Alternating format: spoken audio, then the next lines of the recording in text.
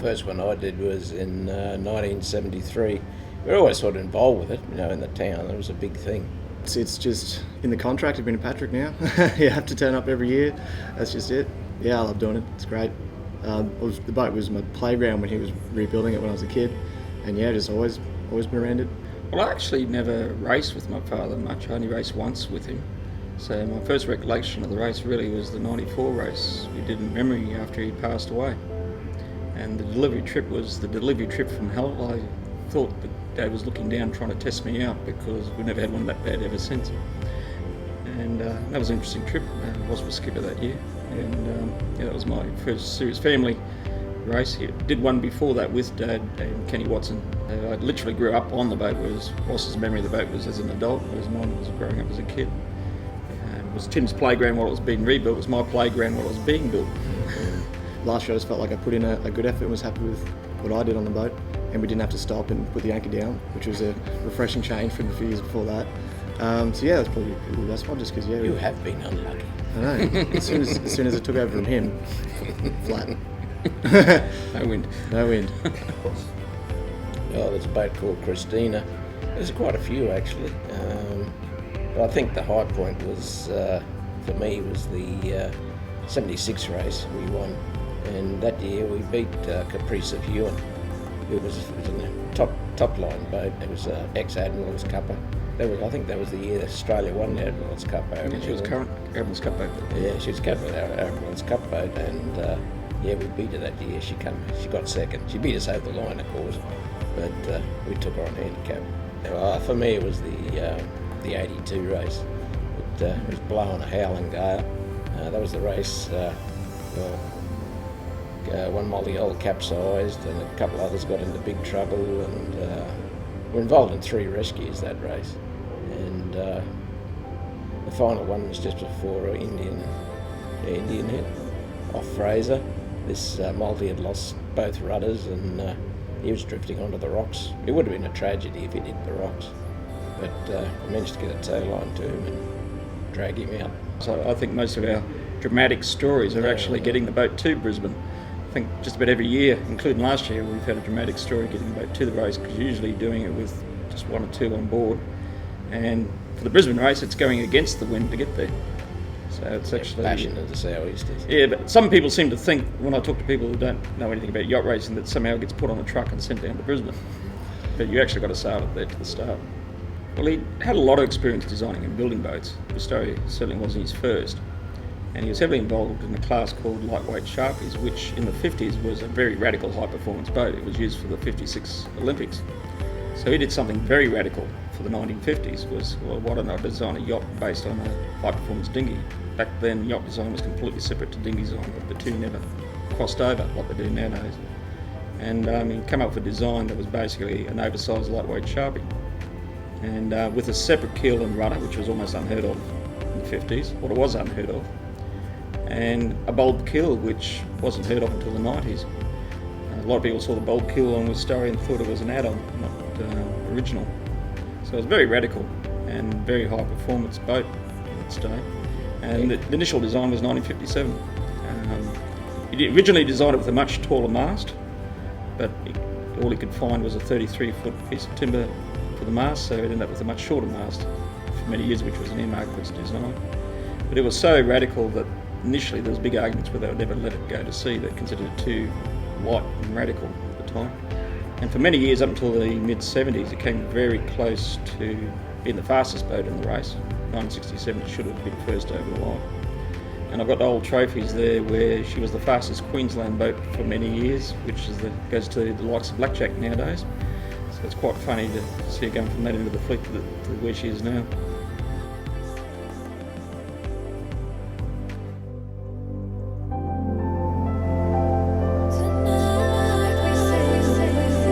And there she is, the pride of the Port Curtis Sailing Club, Wistari, competing in her 49th Brisbane to Gladstone race with Scott Patrick at the helm.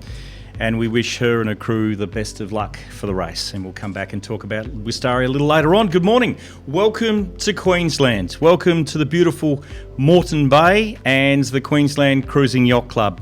hosting the start of the 69th Qantas Link Brisbane to Gladstone Yacht Race, being streamed live to the world through Facebook Live and also through the official Brisbane to Gladstone Yacht Race webpage, brisbanetogladstone.com.au. I'm Grant Cooper, and joining me in commentary this morning are two incredibly experienced Brisbane to Gladstone campaigners. I'd like to welcome, firstly, from her involvement in the management of the race for the past 20 years, a race director of 4 Brisbane to Gladstone yacht races and a life member of the Queensland Cruising Yacht Club here in Sean Clifford's. Good morning to Karen Somerville. Good morning, Karen. Good morning, Grant. Wonderful to have you here. And also I'd like to welcome to our commentating team a veteran of 25 Brisbane to Gladstone yacht races and former Commodore of the Port Curtis Sailing Club. And I'll tell you what, as close as you probably get to Gladstone yachting royalty. On the other end, looking resplendent in his shirt today, Mr. Brad Barker, welcome. Yeah, thanks, Grant. Good to be here. It's great to be here, and what a fantastic day. Well, thank you for tuning. Is it tuning in nowadays, or is it surfing in? Perhaps it's socialising in now. Anyway, being a part of this historic event.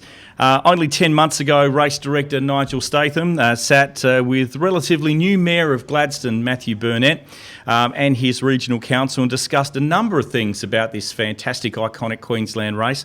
Matt felt that potentially the Gladstone city had lost touch with the excitement, the colour and the pageantry of this race and its future. And Nigel, on the other hand, had all these thoughts on how the race could be better promoted, expanded and improved, but had no access to the funding required to do so. Well, it's a match made in yachting heaven, commentary team, and here we are today. Brad, when you sailed your first Brisbane to Gladstone yacht race, the first of 25, would you think you'd be sitting here broadcasting the race to the world? What are your first memories of the Brisbane to Gladstone yacht race? Oh, well, Grant, yeah, I certainly wouldn't have thought I'd be sitting here commentating on live streaming, but my first memories actually go right back as a child, where we had where my parents hosted various boats and crews, and we'd be drying the old cotton sails on the lawn out the front. But my first race was 75, and I actually did that on the then biggest maxi around called Ballyhoo, and that was an interesting introduction to my sailing in the Brisbane to Gladstone race. So when you say maxi and Ballyhoo, can you remember her length overall at that stage? Yeah, she was 72 foot. Oh, she's a big boat. She was a big boat in those days. To give that some sort of gauge, that's the same length as a race favourite Blackjack, which we'll be talking about later on today. Yeah. Karen, an off-the-water expert of the Brisbane to Gladstone yacht race, what are your first memories? My first memories a little bit later. Mid-80s, we became members of the Queensland Cruising Yacht Club, and every Easter we had to come down to the marina and walk along the fingers and look at all the wonderful boats that were racing. Introduced the children to sailing at that stage, and we've been involved ever since. We spent every Easter, once my husband started sailing, up on the headland with our picnic, waiting for the boats to start. Sometimes it was fast, sometimes we sat there forever, hoping they'd finally leave the waters. And then it was driving to Gladstone to get to the other end, to meet him there. And yes, it's just been constant. A typical yachting widow, but decided to get involved. I love that. That's excellent. Well, it was the only way I really got to see them at all. Look, not only are we going to be showing the wonderful pictures of this start of this iconic race, but also today we would love for you to be involved too. And this broadcast is going to be on demand after the race. So if you know people that weren't able to see the start, you can certainly watch it back. But in the meantime, what we'd love to do is have you if you're on Facebook Live, and we've got some fantastic prizes for our competition today. One of the boats in the fleet is B52, and their motto is "Get on the bomb," and they've actually been able to provide us with a fantastic prize in our social media competition today. You could win a weekend aboard B52. It's a beautiful 41-foot luxury yacht, visiting the fantastic Tangalooma Wrecks on Moreton Island. Yep. It is absolutely picturesque on Moreton Island. It's a full weekend package full of adventure, all your food, your drink and your snorkelling gear provided. That's valued at over $1,700, and we're going to be giving that away, or because of social media being everywhere around the world, it might be a little bit difficult if you're watching in Scandinavia to get to Brisbane, even though we'd love to have you here. You could be owning a Musto LPX Solent Gore-Tex jacket valued at $500.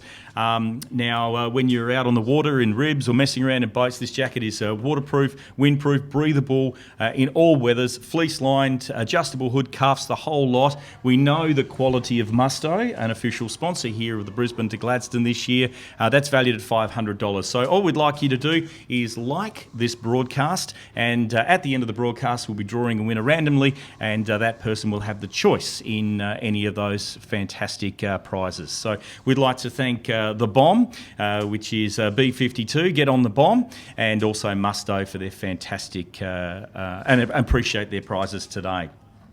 Also, while we're on it, let's talk about the yacht tracker. Not only can you watch today live the Brisbane to Gladstone yacht race, but you can now track the yachts via the wonderful technological GPS and all that sort of stuff, Brad, which I have absolutely no idea how it works, but it just does. You can get on board either the App Store or Android and download the YB Yacht Tracker, as you can see on your screens there. Just type in YB Yacht Tracker today. After you have quite a bit of interest in looking at these fantastic boats, you might pick a favourite, and then we'll chase that one to the line via the YB Yacht Tracker. You can also, if you don't have Android or iOS devices, log into the Brisbane to Gladstone webpage, and there is a yacht tracking section on that page where you can track the yachts live. Full live leaderboards, review the map and the course and the wind. You can zoom into the leaders. It's a fantastic yacht tracker and a great initiative of the Brisbane to Gladstone yacht race. So there you go. All right, I think it's time we headed out to the start boat. I think that's not a bad idea. We should be headed. We've got 4 fantastic cameras here today, and one of them is on the start boat where we have our wonderful assistant race director and our roving reporter on the water, we'll say today, and it is the fantastic Jody. We're going to be having quite a few interesting and very influential people out on board the start boat today, and we'll be crossing to Jody in any moment. And I believe she's got a rather important gentleman here and ready to talk right now, and it's none other than Gladstone Regional Council member Matt Burnett. Good morning. We have the Mayor of Gladstone, Matt Burnett, joining us here on the start boat today. Welcome, Matt. Thanks for joining us. Happy to be here, Jody. Look, it's fantastic to be on the start boat, the Qantas Link Brisbane to Gladstone yacht race. 69 years, isn't it fantastic? It really is. Matt, we've been working hard with you to get this live stream up and running. We've also got the Yachties Party happening up in Gladstone. Can you tell us how you think that's going to change the race this year? Yeah, absolutely. We're bringing the yacht race back to the Gladstone region. We're bringing it back to the community. So we'll have our Yachties Party on Sunday. That kicks off at 10 a.m. But obviously the live streaming is it's encouraged a few more yachts. We've got 10 in the multis, 10 or 11 in the multis, 40 in the mono race. So, you know, over 50 yachts in the race altogether. We're really excited about it. And, of course, for the Gladstone people, we'll be actually bringing the yachts into the creek. May not be rafting them out. We'll see how we go. But definitely as the yachts enter the harbour and finish the race, they'll be going in near O'Connell Wharf there. So everyone will be able to enjoy it. And, look, it's going to be fantastic at the Gladstone Yacht Club this weekend. Excellent. And we certainly hope to see lots of people down there looking at the yachts on O'Connell Wharf. Matt, where can the people of Gladstone watch the live stream today? Yeah, well, obviously everyone around the world can watch it. We're bringing the race to the world. But I did notice that there's some people watching from New Zealand, so hi to our friends across the ditch. But in Gladstone, you can watch it at the Entertainment Centre big screens at the front there near Lightbox. And also you can get down and watch it at the GECC Food Court at the Harbour Festival. So big shout out to everyone in Gladstone watching the race live. And I notice there's a lot of friends there watching it at the moment, so it's going to be great. Excellent. And Matt, can you tell us a bit about what the public's reaction has been like to the Yachties Party? I know lots of people love that in the past, so how do they feel about it? Yeah, look, the hashtag is the party's back, and it absolutely is back. The Yachties Party is all about welcoming the yachts that come into Gladstone. We didn't want to just say, welcome to Gladstone, here's your medallion and your carton of beer. Of course we're going to do that, don't worry guys, there's going to be a carton of beer for everyone. But also to say, have a good time while you're here, and we really want to put on a big celebration for them. So in extra Harbour Festival, which is, of course, every year. The Yachties is a little bit extra special, but for everybody out here and all these fantastic yachts here just off Shorncliffe, this is for them. Excellent. Matt, who do you think is going to get the line honours record this year? Have you got a hot tip? Well, I think it's going to actually be close this year. I think it'll be between our long time, a few times winner of Blackjack. Everyone knows Blackjack, but also Alive this year is going to give them a run for their money. So I think line honours will be between those two. But of course, we're giving a big shout out to our local yachts. We've got Restless and Wistari, and of course, No Problem in the multis. So we'll be certainly cheering them on as well. Excellent. And who do you think you'll be giving the Gladstone Citizens line honours trophy to this year? Oh yeah, it'll either be Blackjack or Alive. I can't pick them, but Blackjack, the crew and the captain and the owners of that yacht specifically love this race, and they have a real love for the Brisbane and Gladstone Yacht Race. So I'm sure he's looking forward to winning it again. But as I said, Alive will give him a run for their money, and there's, as you look around, there's 40 monos and 10 or 11 multis, so it's going to be a great race. Excellent. Thanks so much for joining us, Matt. Back to you. The 2017 Brisbane to Gladstone Yacht Race, made possible by Qantas Link, the Courier Mail, Angro Family Winemakers, Gladstone Yacht Club, and B52 Charters. Fantastic, thank you, Jodie. We'll be crossing back to Jodie throughout the morning. Obviously, for a lot of yachts people, positions on a yacht is quite an easy thing to remember. But for those uninitiated, maybe some of those who have never set foot on a yacht, we thought what we would do is take a bit more of a candid approach to having a look at positions on a yacht, and we enlisted a bit of a scallywag himself, Gary Van Lunteren, to tell us about positions on board a yacht, and more specifically, positions on board Blackjack. Here we are on Blackjack Yachting at Rivergate Marina and Shipyard, just doing a run through of our crew and positions. So on the bow we'll have Alex Nolan, nicknamed A Noel. He's underwater, hates it but really loves it. Mid bow we have Chris Anderson, who's only there looking for the photo. Can't lift anything, can't tie anything, but he's a good man. He's always there. And going back in the boat we'll have our crew boss, somebody who stands here and yells at us and whatever, make sure we're doing it right or wrong. He's there doing something. Going back into the boat. Trimmers, Hutchie. Hutchie won't go offshore if there's no chocolate on board. Loves it. Can't leave it behind. Runner Trimmers.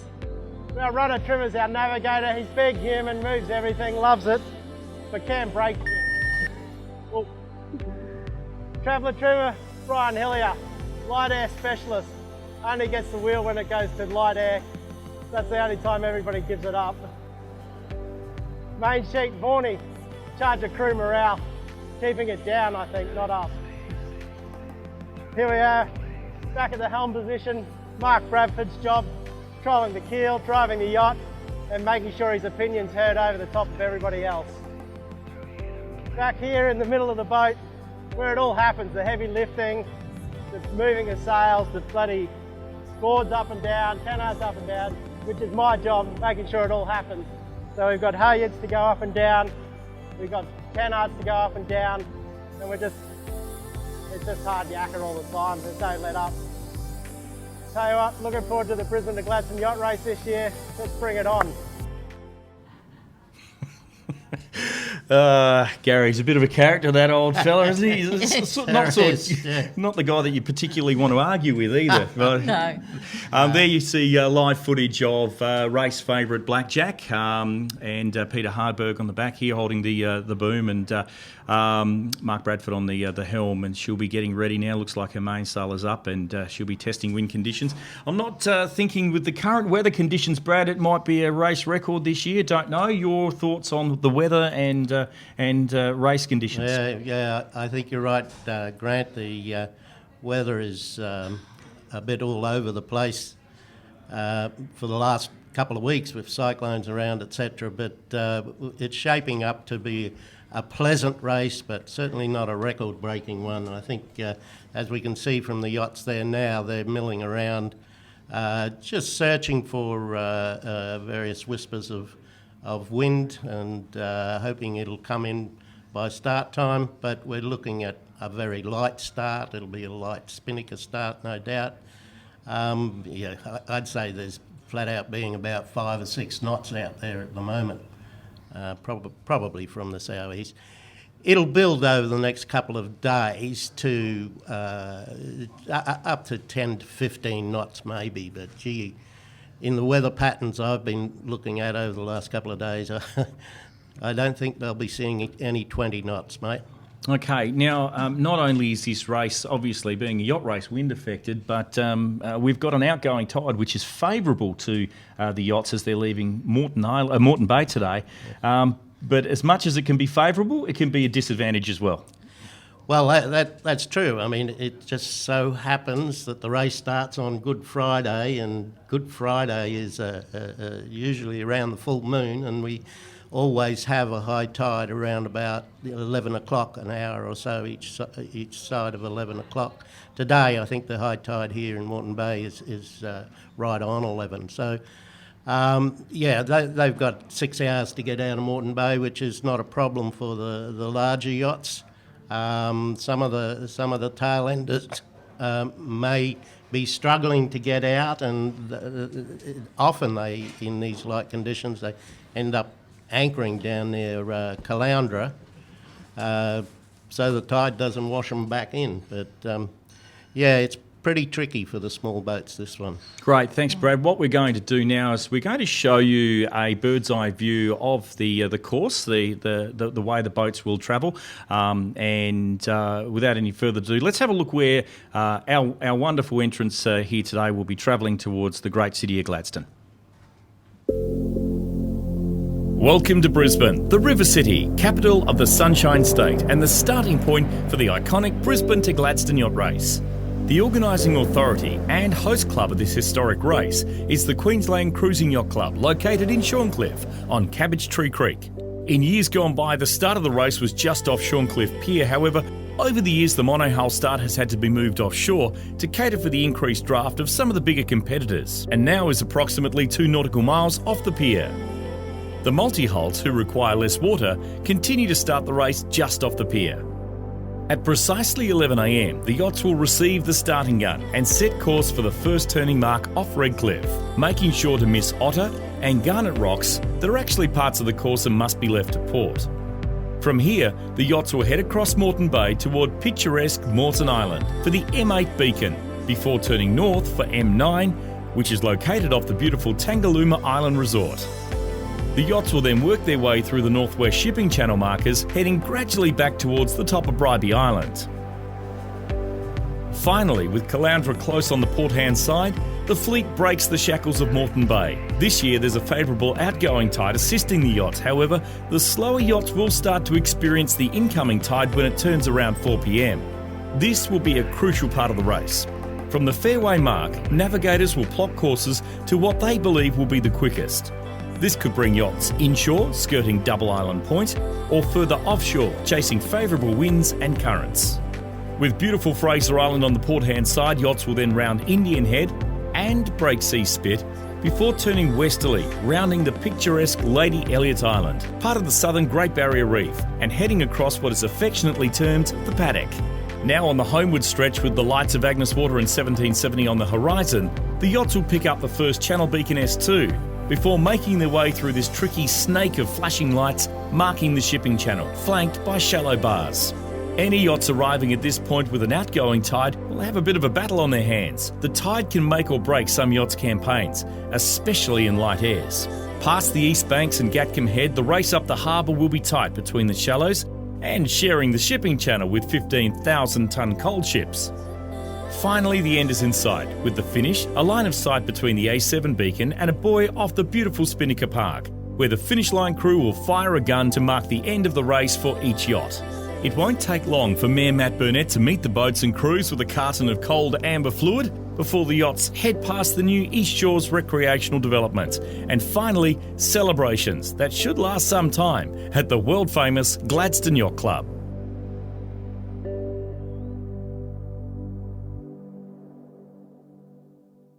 That's right. Fantastic. And as you can see, with these weather conditions, it might not be a record-breaking attempt this year, but who knows? You never know. They might get up and get moving as they get outside Moreton Bay today. Let's have a look at some of the boats in the fleet here. And first up, Karen, we have Ichiban.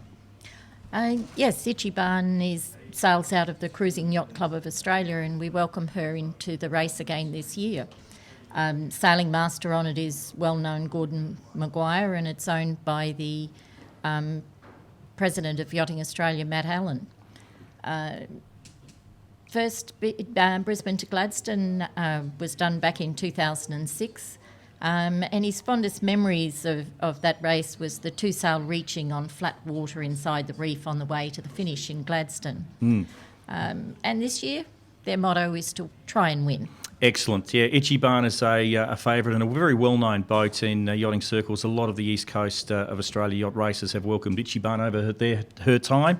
In fact, I know that Gordon Maguire has actually done 4 Volvo Ocean races, Fastnets, Newport Bermuda, the Caribbean 600, Transatlantics, etc., and Sydney to Hobart. So he's a very well-versed skipper. Very well. Terrific stuff, and we wish Ichiban all the best today. The next boat we've got and will feature here today, and hopefully we'll be able to get through all boats, is Hasta La Vista. Have you got a bit on her, Brad? Hasta La Vista is a Sydney 38, so she's only 38 foot long. I believe that she's very competitive. They're a very good boat for this sort of racing and fleet racing and regatta racing. Those Sydneys have become super popular over the last few years, not only the 38s but the smaller versions as well. Yeah, they have, the 41s, 40s, etc. But Hasta La Vista is actually out of the Sunshine Coast now, I believe. And she's been in a number of Queensland offshore races, including Brisbane to Keppel, etc. Look, this sort of weather could suit a boat like Hasta La Vista. You know, they'll get in on the shore and hopefully get some light breezes that'll keep a light boat going. Terrific stuff. Actually, some of the other achievements listed by the team on Hasta La Vista, or Jake more specifically, when he filled out his forms this year, was other achievements: becalmed off Lady Elliot Island and got passed by 2 dead fish. So, the team on Hasta La Vista certainly understand that it can be a light weather race, that's for sure. So we wish those guys all the best, and just like to mention their sponsors: Coastal Steel Fixing, Kawana Auto Wreckers, GT Print, and they're a bit of a mixed bunch on board. They've got a Qantas engineer, a vet, an auto wrecker, a paramedic, a greenkeeper, and a steel fixer. So there you go. So fantastic. And let's go to our next boat that we'd like to feature here today, and this is Dream, skippered by Craig Salter. Yes, Craig is sailing out of Moreton Bay Boat Club. He's done 4 Brisbane to Gladstones, first one back in 2013. His fondest memories of the race is just finishing the race each time, and that's quite an achievement, particularly in the last few years where it's been terribly calm and a few boats have had to withdraw.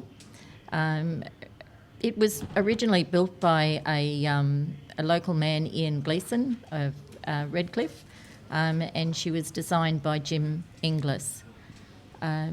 They've raced 17 Brisbane to Gladstones, only one with the present owner, and obviously before that with Ian. They're sponsored by Doyle Sails of Queensland. I would suggest that's a nice new mainsail on that boat there today, Karen, by the look of that. It's looking pretty good, isn't it? Yeah, no, that's fantastic. Terrific stuff, and we wish Dream all the best. And most of the crew have been sailing on Dream actually since they bought her in 2013. Brett Martin, James Jarvis, Greg Doolan, Ashley Salter, and Craig Salter, who are on board there. Okay, let's go across to now, by the look of this, is that Lady Helena? I think so, on board, and it's to me that looks like a a Beneteau. The crew all standing up there, making sure that the start boat gets a good look at their colours today, as I believe there is a prize for that, Karen. There is. There's always a prize for the best dressed crew, and we have asked them to sail past the start boats, and we have people on board that are judging them today. So they're looking very slick. Terrific dipping of the hat there. I'm not sure who they would be dipping the hat for. Potentially the governor, maybe. The governor, yes. Yep. Let's have a look at Lady Helena's details there. She's a 44.7 foot Beneteau.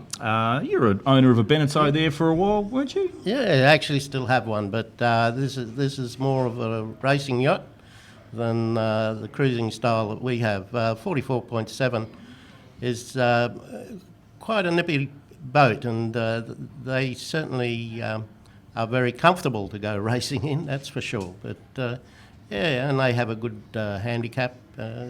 Look, these guys could do quite well. Now, these guys are sponsored by Saunders and Havel Surveyors and eConnect Computers. Lady Helena is the main vessel in the Sail Away Sailing School, and all of the crew in this year's race have learned to sail through the school and have various sailing experiences. So it's a dream to race offshore. If it is a dream of yours to race offshore, like the Brisbane to Gladstone, contact the sailing school after they get back later next week and talk to Ben about turning your dream into a reality on Lady Helena.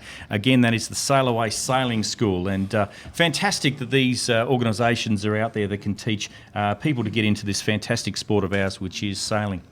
Okay, we've got another boat up on here. It's B45, which is Scamp. Mike Molson is the skipper. What can you tell us about this boat, Karen? Scamp is sailing out of the Moreton Bay Trailer Boat Club and skippered by Mike. He's been sailing the Brisbane to Gladstone for some years. His fondest memory was back in 2012 winning the Endurance Trophy. The Endurance Trophy, I always believe, is a wonderful one because it's for the person that perseveres and gets there in the end, even against all the odds. Their objectives this year is to just have fun with their friends, experience some good racing against friendly rivals on Lady Helena. So that was an opportune one to come up. And he also wants to make sure that his son Peter enjoys his very first Brisbane to Gladstone. Oh, that's fantastic, actually. There's a few firsts out there this year.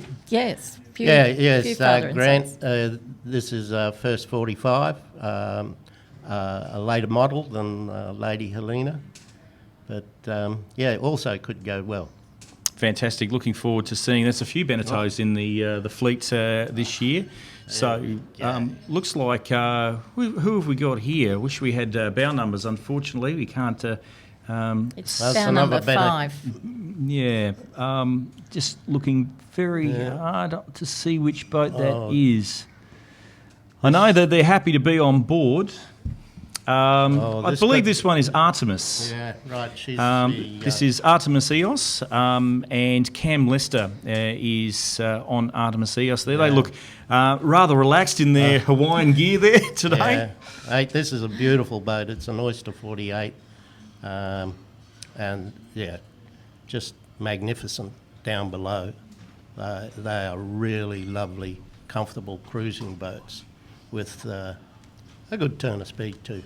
Terrific. Other ocean races that Artemis Eos has done recently is the Surf to City. The yacht was originally delivered to Japan and then sailed to Honolulu, then on to Coffs Harbour, and Cam Lester bought her out of Coffs Harbour about 12 months ago. So, and as you said, Brad, she is looking absolutely gorgeous there at this stage. So I'm pretty sure those, with the conditions being as they are today, those Hawaiian shirts may stay on for quite a while. Good do. Okay, terrific stuff. We'll come back in just a few moments. We're going to be checking out some more yachts that are out on our harbour in Moreton Bay, and I hope you're enjoying the live coverage around the world, live streaming to the world, the 69th Brisbane to Gladstone Yacht Race. The 2017 Brisbane to Gladstone Yacht Race, made possible by QantasLink, Metro Hotels, Europcar, Cumberland Charter Yachts, and Gladstone Regional Council.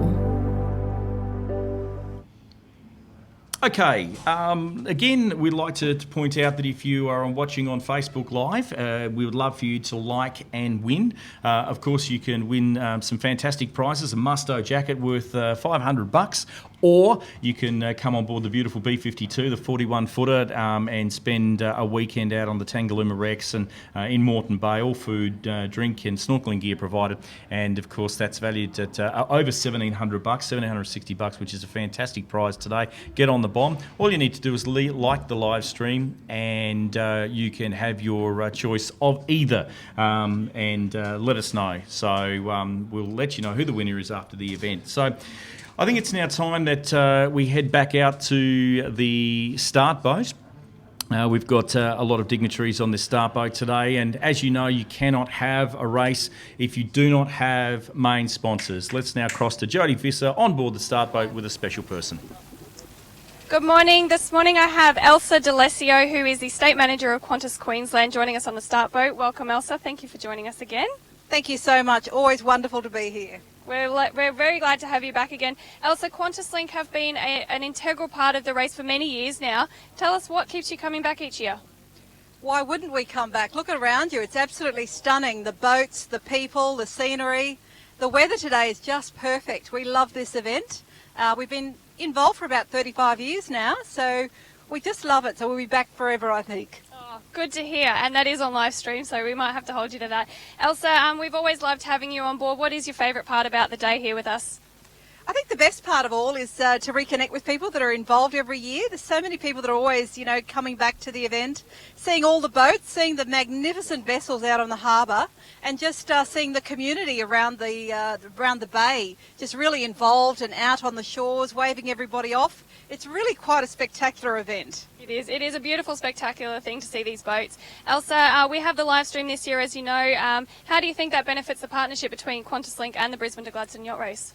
Well, Qantas is all about innovation. In fact, this week we launched our first aircraft with domestic Wi-Fi that we're trialling. So we're very pleased to be up there with you doing live stream, in our year of sponsorship. So we're with you 100%. I think it's so great for everyone to be able to witness this live, to be able to see the action as it happens, and to be able to really know what's going on and who's out in front up to the minute.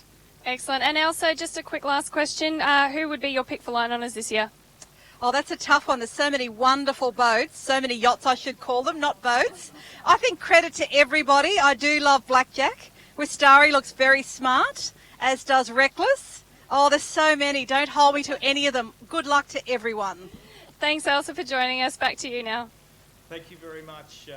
QantasLink is a fantastic company, supporter of the race for many, many years. And I'm sure that John Oball on Restless would be very happy to see. But at times, I don't think he's been very reckless in his time, but most certainly restless, Brad. Oh, maybe he has been a bit reckless.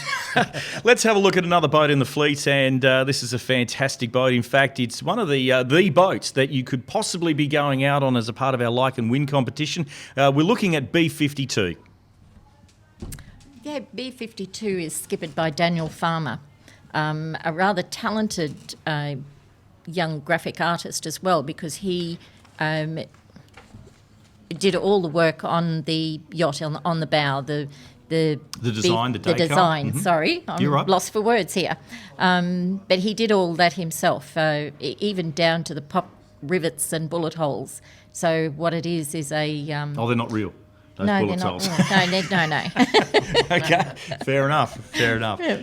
She's a beautiful boat, purchased in 2014 by the current owners, and look, she's done so many races: Brisbane to Keppel, Surf to City.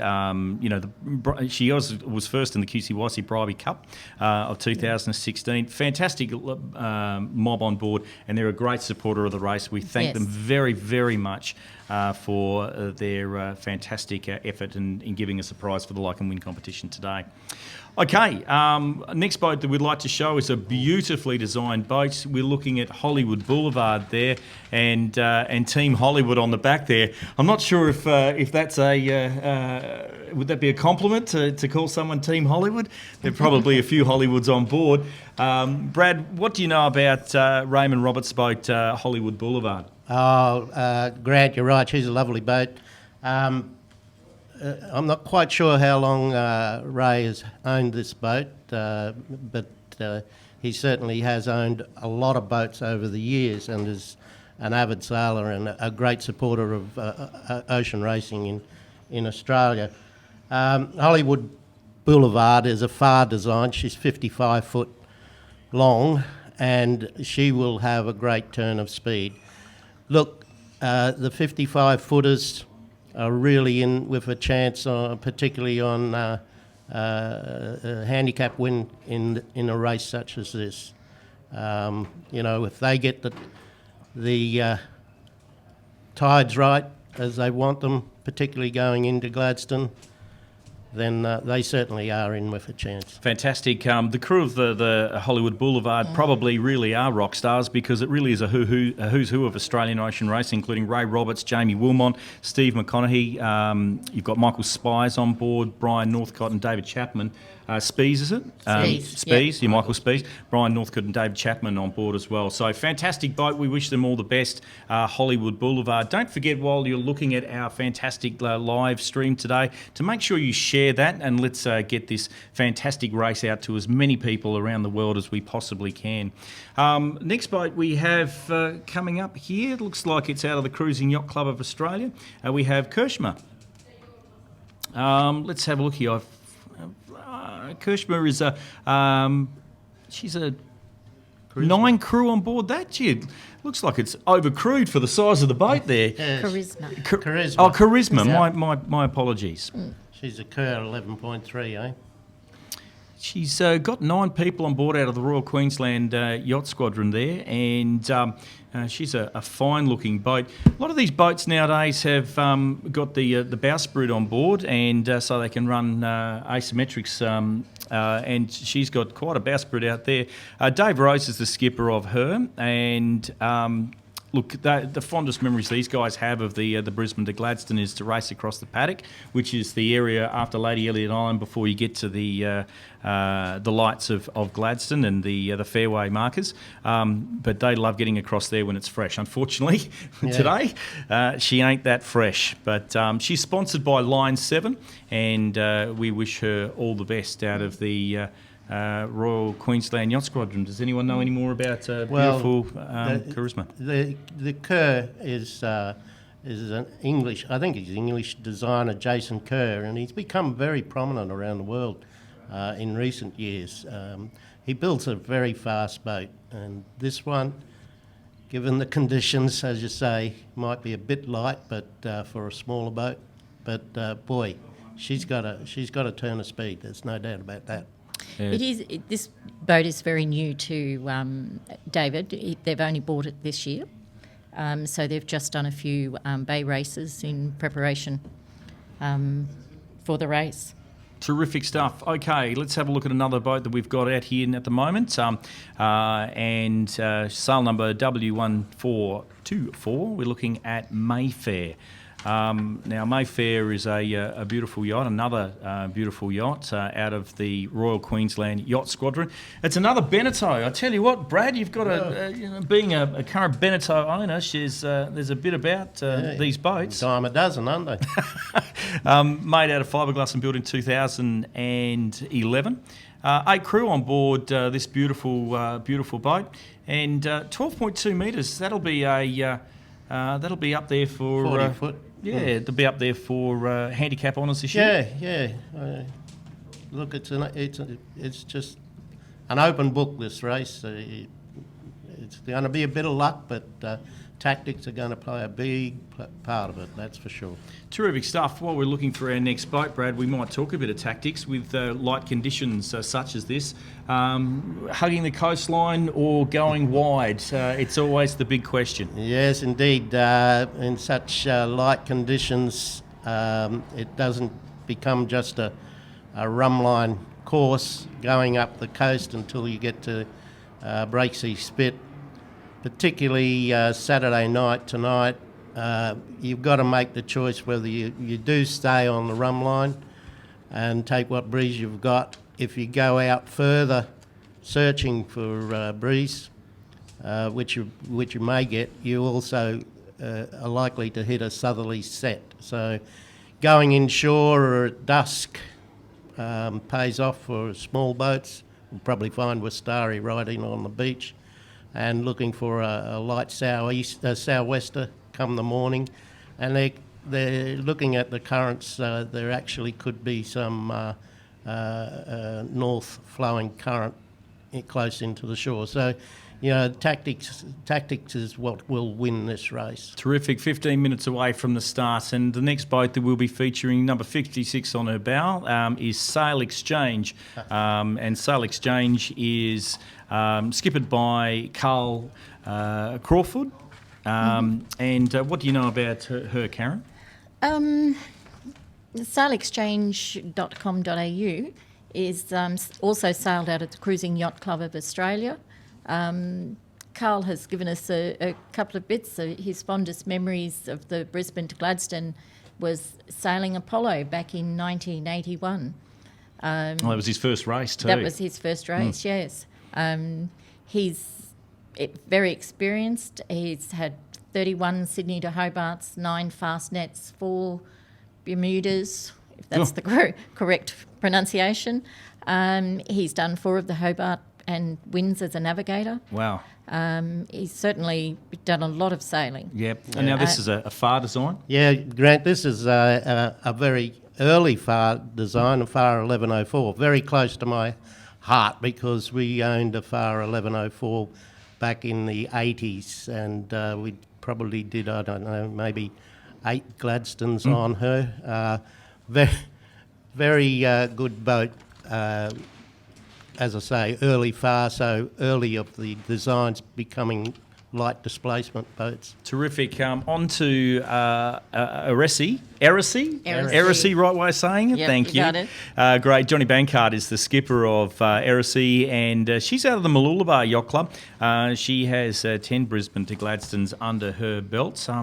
Obviously, it looks like John has done a fair bit of sailing in his time as well, Karen. Yes, it looks that way. And Erisea is also a Sunshine training vessel. It comes from the Sunshine Sailing Australia RYA sail training vessel. Mm-hmm. She's completed successfully in Brisbane to Gladstone, Sydney to Hobart, and the Hamilton Island Race Week for the past 9 years. And has also sailed Lord Howe Island every November for a sailing adventure for those who wish to gain ocean qualifications. Usually always with clients on board. Yeah, I believe all the crew are paying passengers, learning and experiencing sailing for the first time. That's how you do it, Brad. You get them all to pay to be on board. That'd be fantastic. That's exactly what we need.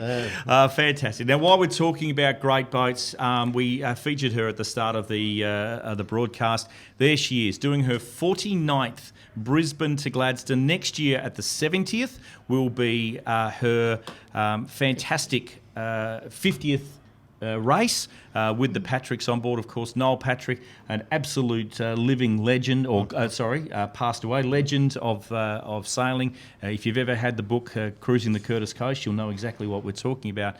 And the Patricks are on board, and of course, Scott Patrick is the skipper today, Brad.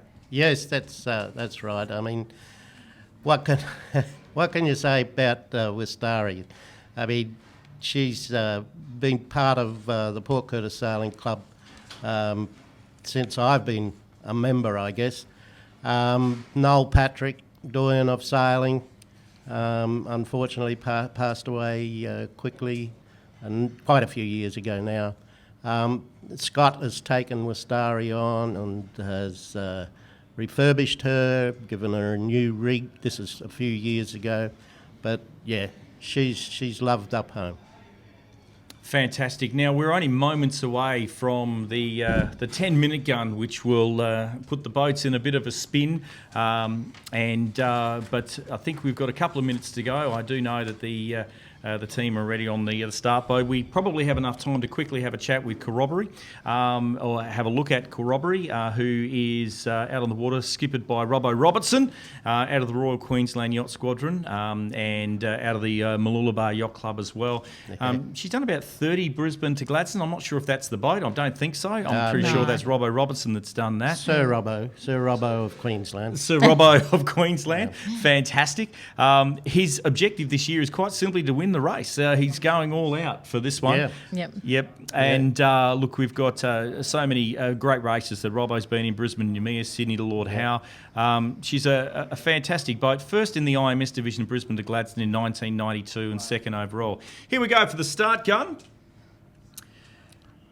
I hope they're not shooting anything in particular, but this will... So there we go, signifying 10 minutes until the race, and we're looking forward now. All boats would have been quite... navigators and tacticians would have had the stopwatches going there, and we are only 10 minutes away from the start of this iconic Queensland race, the 69th Brisbane to Gladstone Yacht Race.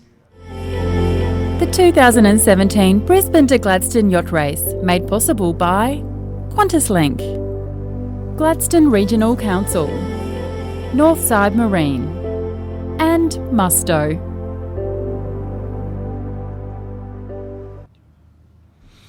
Okay, there they are on board Blackjack race favourites, and we'll be having a bit of a not necessarily a chat, but we'll be featuring Blackjack a little bit later in the next hour, but she'll be looking for a great spot in the line.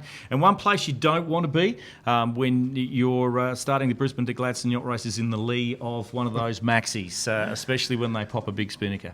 Well, that's true, Grant, but at least they get moving pretty quick and get out of your way. So, yeah, that's about the only thing there that you'd be able to...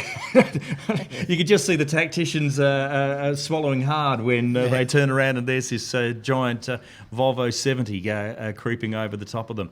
Yeah. We're only moments away from the start of the Brisbane to Gladstone Yacht Race, and let's feature some more race favourites or race yachts. Who have we got there? It looks like Kurzma, is it? Karumba. Karumba, is it? Yes, Karumba. She's another Kerr, but she's 50 foot, this one. And she sails out of RQ, I believe. Right. Okay, here we go. Yes, Karumba. She's Tim, is it Farragut? Yes. Tam Farragut. My apologies, Tam. And this is the 15th Brisbane to Gladstone Yacht Race for Tam, and she's on board this beautiful Curve 50, and it's made out of e-glass. Is that epoxy? Is it fiberglass, or is that? Might even be a slight typo. I'm not 100% sure there, but she was launched in the Brisbane River in 2012, and she's designed with a lifting keel. Which is quite interesting. A lot of boats have canting keels for this sort of size, but not too many of them have lifting keels. But that's there to suit Moreton Bay, and she has a TP52 rig for sail compatibility. She's got all the comforts of a cruiser down below. She's a beautiful boat, and we wish her all the best. And we're looking at another fantastic boat in the fleet, one that competed in last year's Sydney to Hobart Yacht Race with Stephanie Kerrin on board Decadence. Yes, Stephanie did very well in the Sydney Hobart last year, and she was the winner of the Jane Tate Memorial Trophy, which was quite a privilege for her. Means the first female skipper over the line. Decadence is a beautiful boat, and Stephanie has been campaigning it quite solidly. It's designed by Mark Mills and built by DK Yachts in Malaysia in 2004. She's also has the usual complete new sail wardrobe since purchase. Oh, nice. Decadence has been around for a while, starting out in Melbourne, and built for the Melbourne to Osaka two-handed race. Bounced from there to Hobart, back to Melbourne, then up to Brisbane, and has done a few Sydney to Hobarts now. Has been doing all the offshore races in Queensland since Stephanie bought her, and they're hoping to have a really good race into Gladstone. Terrific stuff. A beautiful boat there. Let's have a look at Utopia now. John Fletcher, out of the Mooloolaba Yacht Club. John's done 19 Brisbane to Gladstone's. She's a big looking and a classic designs, classic lines, I'd probably like to say.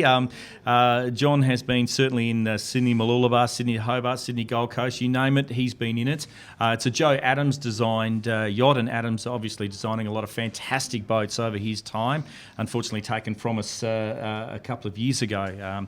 But look, it's a beautiful boat, and the Ute, as we affectionately call her, is long, skinny, with a somewhat old-fashioned raised deck forward, but she's going to be having a great time. We're almost on the 5-minute gun here. We'll cross now back to the start boat, and there's our Mayor of Gladstone, Matt Burnett, having the privilege of pulling the trigger to signify only 5 minutes to go before the race, the 69th Brisbane to Gladstone Yacht Race. He was pretty keen on doing that today, old Matty. I spoke to him earlier on. He was saying he's looking forward to pulling the trigger, the start gun, and there it is. So fantastic. And again, as we said all the way along, this live stream may not have been possible without the support of the Queensland Cruising Yacht Club and, of course, the Gladstone Regional Council. All right, let's continue on. We've only got 5 minutes to go, and most boats will be milling around the start line now. So on camera now, we've got B45, which I'm trying to think. I think we've already had Scamp on earlier, so we can still talk about her if she wants, but she's hogging a bit of camera time there at the moment. Obviously, this is a fantastic race. The first one, 1949. And I'm going to test your memory here, Karen. 1949, the first boat over the line back then? Hoana, wasn't it? Hoana? Hoana. And was it Seatang that won it on handicap? I think, or is it the other way around? but 19... Hoana. The line on it. Yep. And back in 49, and as we'll hear from Peter Harburg later on board the wonderful Blackjack, and Peter Harburg, the owner of Blackjack, he will tell us his memories of that race and what has inspired him. Yeah. Again, a shout out for our like and win competition. Please don't forget to like, and all likes will go into the draw to win a fantastic B52 weekend trip away out of Brisbane. Or if you can't make Brisbane easily, we've got a fantastic Musto channel jacket to send you, valued at $500. So that is fantastic. Okay, the boats are starting to mill around this area. Is there a place on the line that you think is better than any other, Brad, in a running start? The place I would like to be is where no other boats are and where there's some wind. But that doesn't always happen at all. Look, they'll be milling around. It'll be an off-the-wind start, so the spinnakers will come out. And it's basically getting clear air as quickly as possible. Because it's so light, if you get stuck behind a big boat, you lose your speed and you lose distance. Yep, you've just got to find a clear passage. The other important thing is that if you're starting at the pin end of the line or the most windward end of the line, to try and get to that clear air, you need to actually come a lot higher. But that also has its trade-off. As you're getting closer to the mark, you've got to sail a lot lower, which is also a lot slower. So there's the trade-offs all the way down this first leg, which is going to be off Redcliffe. Yeah, indeed. If you're starting up high on the line, particularly off the wind racing, the yachts below you can push you up and actually push you over the line. We have the 1 minute rule here, which means if you are over the line within a minute of the start, you can't just cross back. You have to go around the end of the line, and if you've got to do that in light winds, it will put you way back. So you've got to be careful. Terrific stuff. We might even be able to try and get a picture-in-picture on this the start here with the starting the gun, and we're only 30 seconds away from this start. As you can see, boats are a fair way off the line by the look of things here. Yeah, this will be a minute. This will be a minute. This is the minute gun. Apologies, a minute gun. I was sitting there thinking to myself, they're normally a little bit more aggressive than that, but with still 60 seconds to go, as you can see, most boats are jockeying for position. behind the gun. There we go. goes. 1 minute to go before the start of the 69th Brisbane to Gladstone Yacht Race, the Qantas Link Brisbane to Gladstone Yacht Race. There on screen, sail training vessel and a fantastic old boat. In fact, I've done 2 Brisbane to Gladstones on that particular boat. The cutter there, that looks like a South Passage that we've got in the just going out of screen as at the moment. But that's a lot of fun on board that boat as well. The beauty of that boat, Brad, they can start their engine. Yeah, well, indeed. They are part of the cruising fleet. But, the cruising fleet is a predicted log, and the less amount of engine use, the more favourable for their position. result. Yeah, terrific stuff. And the cruising division is always a fantastic division. We'll talk a bit about divisions later on, but ladies and gentlemen, we are getting very close right on the to the line start now. of the Brisbane to Gladstone Yacht Race for 2017, and looking There it forward is. to. There we go. The next stop is the Gladstone Harbour and beautiful Auckland Creek, where Mayor Matt Burnett and his councillors will be handing out bottles of refreshment, or should I maybe cans of refreshment, being on the water. But there they go, and the start looks quite tame, I suppose. It is. Same. There's Blackjack going, of course. She started down the line. The breeze must have swung a bit to the east there. There's Wistari going. Because there's not too many spinnakers being hoisted yet. They're all vying for position. Yeah, this looks like a couple of asymmetrics that are at least on the forestay there, ready to go. Westari there looks like she wasn't holding back. She's up the front of the. Yeah, she had a She good did start, well. actually. Yeah, and then we have some of the trailing fleet. I can see there with the teal-coloured hull, Gladstone entrant Restless with John Eyeball skipper. We'll speak with Johnny a little later on, or speak about his boat a little later on when we pick it up. But have a look at those scenes on Moreton Bay. How glorious is that? Yeah. Spectacular. It's Easter. Oh, that's absolutely right. As we see that beautiful big boat there, which is Blackjack, I actually haven't seen alive at this stage. That's No. Mr. Kite there. Yep. She will do really well. She's a canting keel, and she's only 40 foot long, but she's got the speed of Blackjack in certain conditions. Okay, there we are. There it is. You can see her. She's really moving. In fact, she's probably sitting in a pretty prized position there. Yeah, looking very high on the line. She's hit that with speed. What have we got there? Looking at that, Inside that'd of be it. a good 10 knots, even in this breeze. you Yeah, reckon? she'd be getting up there. Yeah. Now, a 8, 10 canting knots. keel. Explain that to the viewers, Brad. Okay, well, canting keels have been around now for a number of years, and as we said before with Corumba, that the keel lifts up and down. Well, the canting keel cants out to the side. It has a quite a heavy bulb on it, and of course this gives it a great lot of righting moment. You can see the guys are still sitting on the side there and leaning out, trying to get the boat as flat as possible, because flat is fast. So the canting keels go from side to side when they tack. Now, to me, that looks like she's got asymmetric up now. Yep, or she's, there's two sails there, one off the sprit, the prodder, at the front there, and Yeah. she looks like That'll- she's flying along. So that'll be a Code Zero or perhaps a Screecher. Nice. Yeah. There you go. If you learned nothing else today other than the fact that boats have screeches, there you go.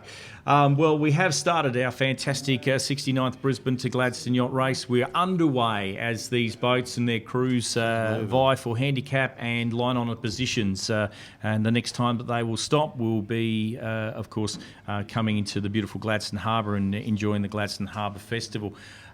Make sure that you like the competition, like the Facebook feed for your chance to win. I can't stress that enough. And please share it with your Facebook friends to showcase what Queensland has to offer. I know we've had a bit of a hard time of late with Cyclone Debbie that came through. And may I just have a shout out to all those affected by Cyclone Debbie that no matter where we are in Queensland, we're thinking of you, and we hope we get you back on your feet sooner rather than later. It just shows you the resilience of Queenslanders and how we all stick together. But there you are, Moreton Bay in Queensland, beautiful one day, perfect the next, and especially if you're not in the eye of a cyclone. And on these boats here, I'm just trying to pick up that boat. Too impetuous. Too impetuous there. Too impetuous, is it? There you go. She's been around for a while. Yeah, she's old one-tonner. Excellent stuff. As the fleet, it doesn't take long for that fleet to actually start to break up. Of course, the waterline length is a fantastic way of taking boats from and finding out the position of the boats. So, who have we got here? This is a beautiful looking design. I'm just trying to find it. This to me looks. Is this Ichiban? I think it is. Just trying to find out. She's 001, isn't it? Yeah, that's Ichiban. Yeah, she looks like the boys have dialed her in. Big code 0 at the front there.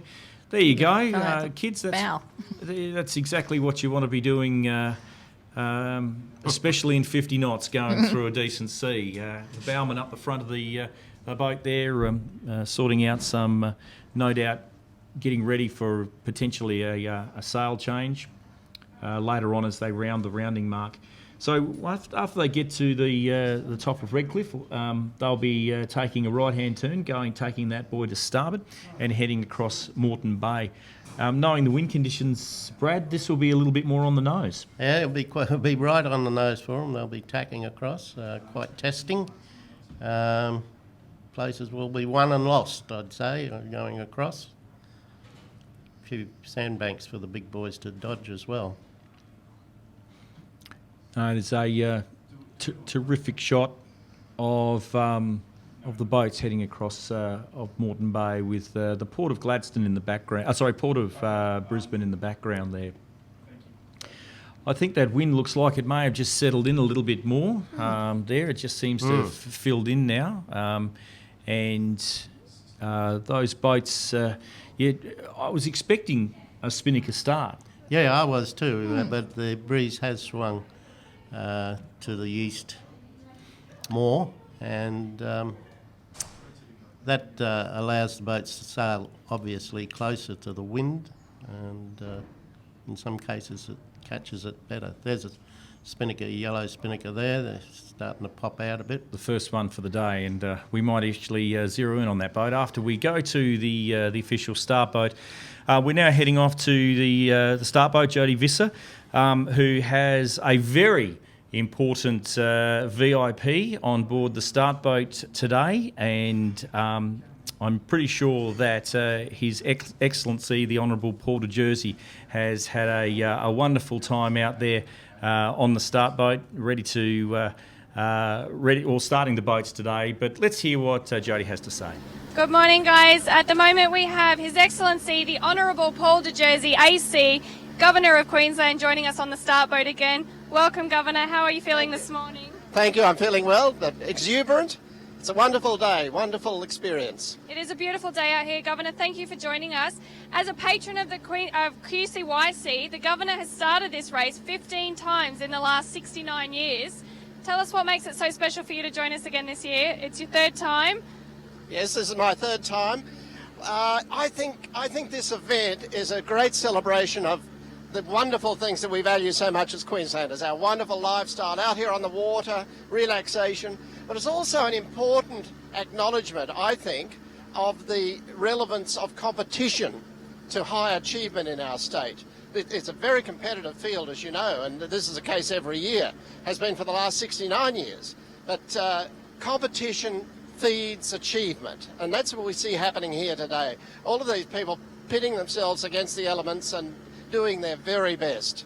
Unfortunately, of course, in recent times we've had the natural calamities here in Queensland. People of Queensland have responded wonderfully to the recovery effort, and we see on a different level, we see achievement being fed by competition, and that's great. But above all, it's just a wonderful day on the water. Absolutely, and the spirit of Queensland has really shone through throughout the last few weeks, as everybody knows, and we can certainly see that out here today with everybody. Governor, are there any other official functions similar to this that you attend through the year, or is this a little bit unique for you? Oh, this is unique, obviously, for the reasons I expressed before. Kay and I attend many functions on a regular basis. They're diverse, but you'd have to say that this is rather special. It absolutely is, and we absolutely love having you here. Governor, have you done sailing yourself in the past before? With varying success. I sailed a little moth when I was a boy, when I was a teenager, but I didn't achieve the heights, I'm afraid. That's not to worry. We offer some really great sailing classes. We'd love to have you along sometime. Governor, do you have a hot tip for who you think might cross the line first today? Look, I'm very pleased that there's a good proportion of Queensland boats and Queensland crews sailing today, and that's not to say that we don't welcome with open arms the crews and the boats from outside Queensland. It's very important that they keep coming to swell the competition, but I think really, and this sounds like a bit of a cliche, but I hope sailing is the winner out of this race. I hope sailing is the winner. And I have to say that it's really good to see sponsorship of the race. And Qantas Link is the major sponsor, and I'm so pleased to acknowledge that today, because it's very important that we keep up the support for the race. I'm sure it will continue, but it's eased if there are really good sponsors like Qantas Link. So I thank Qantas Link for its involvement. Absolutely. Governor, thank you so much for joining us today. We love having you on board with us. And back to you in the studio now. The 2017 Brisbane to Gladstone Yacht Race, made possible by Qantas Link, Moreton Bay Regional Council, Gladstone Ports Corporation, and Work Law Health and Safety.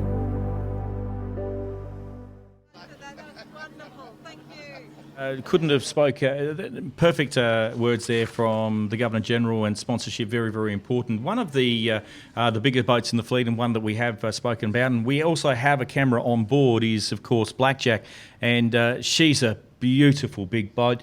Let's have a look at Blackjack, and there she is in all her glory. She's the old Telefonica, the Volvo 70 around the world yacht. And I know Peter has spent quite a considerable amount of time and money ensuring that she becomes as light and as fast as possible. And there's been a lot of time on board that boat, making sure that she's going to be as fast as humanly possible.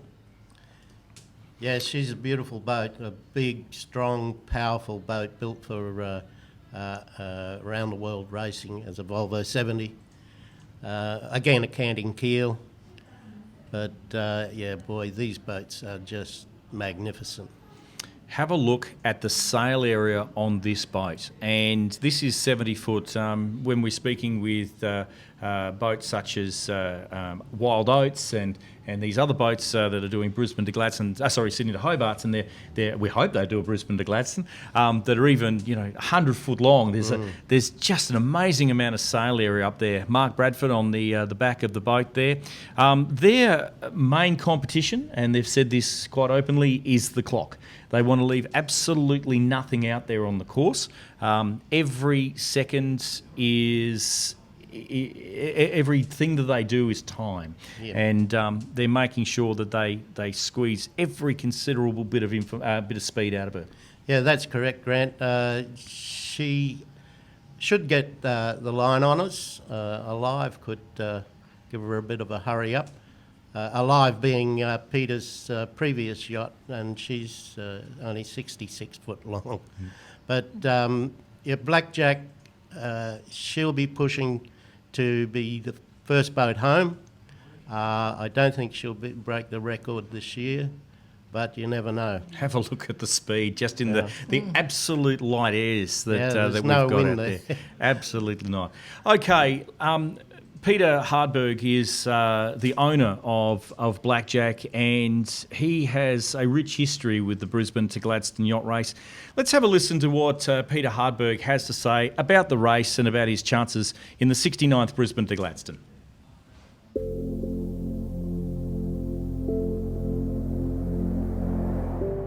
Jack Brabham was a good friend, and I just in discussion said, look, I should name the boat after you, and Blackjack was his nickname. And so he was quite chuffed at that, and so we named Blackjack about probably 10 years ago, something like that. We named one Blackjack. And each time we change boats, we take the name with us, and so they're all Blackjack. Well, I think the first race in the Rykel Pew 66 was just the most fun, because we won that line honours and handicap, and as I say, that's a difficult double, and it was our first race in the boat, the first Gladstone in the boat, and I'd never won a Brisbane to Gladstone in any form before that, and so it was rather special to get a double the first time with Blackjack and achieve that. Brisbane to Gladstone is, to me, a very special race. It was and is a great Queensland race. It is real ocean racing. The first time I saw it was in 1948, which is a long time ago. When I was 6 years of age, I went down with my father to watch the start of the very first Brisbane to Gladstone yacht race, and we went down every year for the next few years. And it just amazed me, these giant boats out there, these giant yachts with these beautiful big sails, and I was just overawed by the whole thing. Mind you, these big boats would probably be smaller than any boat in the field now. They were 30-footers and that sort of thing. But they were brave boys too, because we've got a lot of aids in sat-nav and lots of things, technology that helps us. They went by their feel of the wind. Yeah, I think it'll be good to have a celebration there. It's in major races, when you arrive, it's quite a celebration, and there is a camaraderie among crews, different crews, even though we hate each other when we're on the water. There is a camaraderie, and it's great to catch up with a lot of these guys. We like to be in a situation where we get there first and have to wait for them, but we don't mind waiting.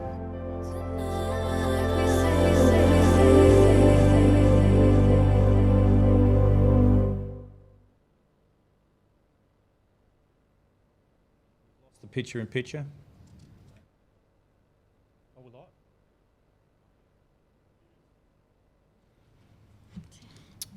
Peter is a fantastic yachtsman and also a fantastic campaigner for yacht racing in Queensland, and more specifically, as you heard, from the Brisbane to Gladstone yacht races perspective. And I'd just like to thank Peter from on my behalf for the publicity and promotion of the race, for the unrestricted access he's given us to the race favourite, and also allowing us and Mark Bradford and even Gary Van Lunteren that have given us access and the cameras on board. We really appreciate their assistance in broadcasting this race. I do believe there could even be a longer, bigger Blackjack, but that's only hearsay at the moment. I don't know. Don't let the cat out of the bag. I don't know if I'll let that cat out of the bag yet, but anyway, we'll see what happens over the next year. Hollywood Boulevard there, and she's a magnificent boat, and she's looking resplendent against the coastline of well, it wouldn't be Sunshine Coast yet. What would hell no. Redcliffe. Redcliffe in the background there. Fantastic. All right, let's now cross to the beautiful boat Alive. This is a former Blackjack, is that, or former owned by Peter Hardberg? Yep. She's the Blackjack 66, and Peter sold her 4 or 5 years ago. I said 4 years ago, I guess. But she's a real contender in this race too. She has beaten Blackjack, I believe, in a Brisbane Keppel race.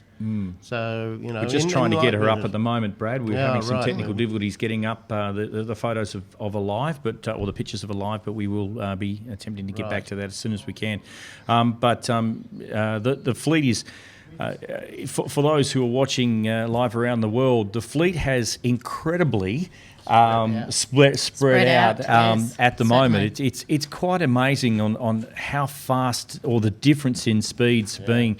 And when you cast your mind back to the start of this this program, we were talking about Wistari and how she came second over the line and that, and they were seen as big boats back then to the size of the boats that we've got. And here she is. Here's alive. Now, I think you know a little bit about this one, Karen, because you've got family on board. Is that correct? I do have a little bit of interest in this. My son Timothy is the tactician on Alive, and has been sailing with them for around 12 months now.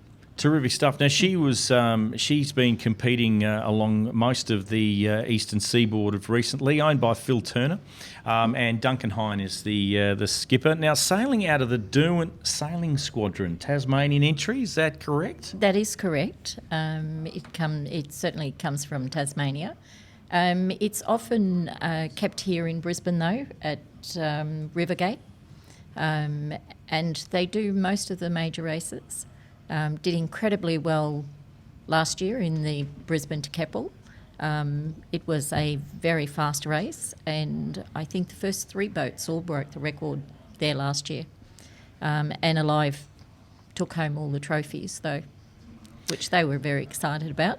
And it's also just come back from Asia. It spent 12 months over in Asia doing racing over there. And I believe they're looking at perhaps going back and doing another 12 months campaigning over there.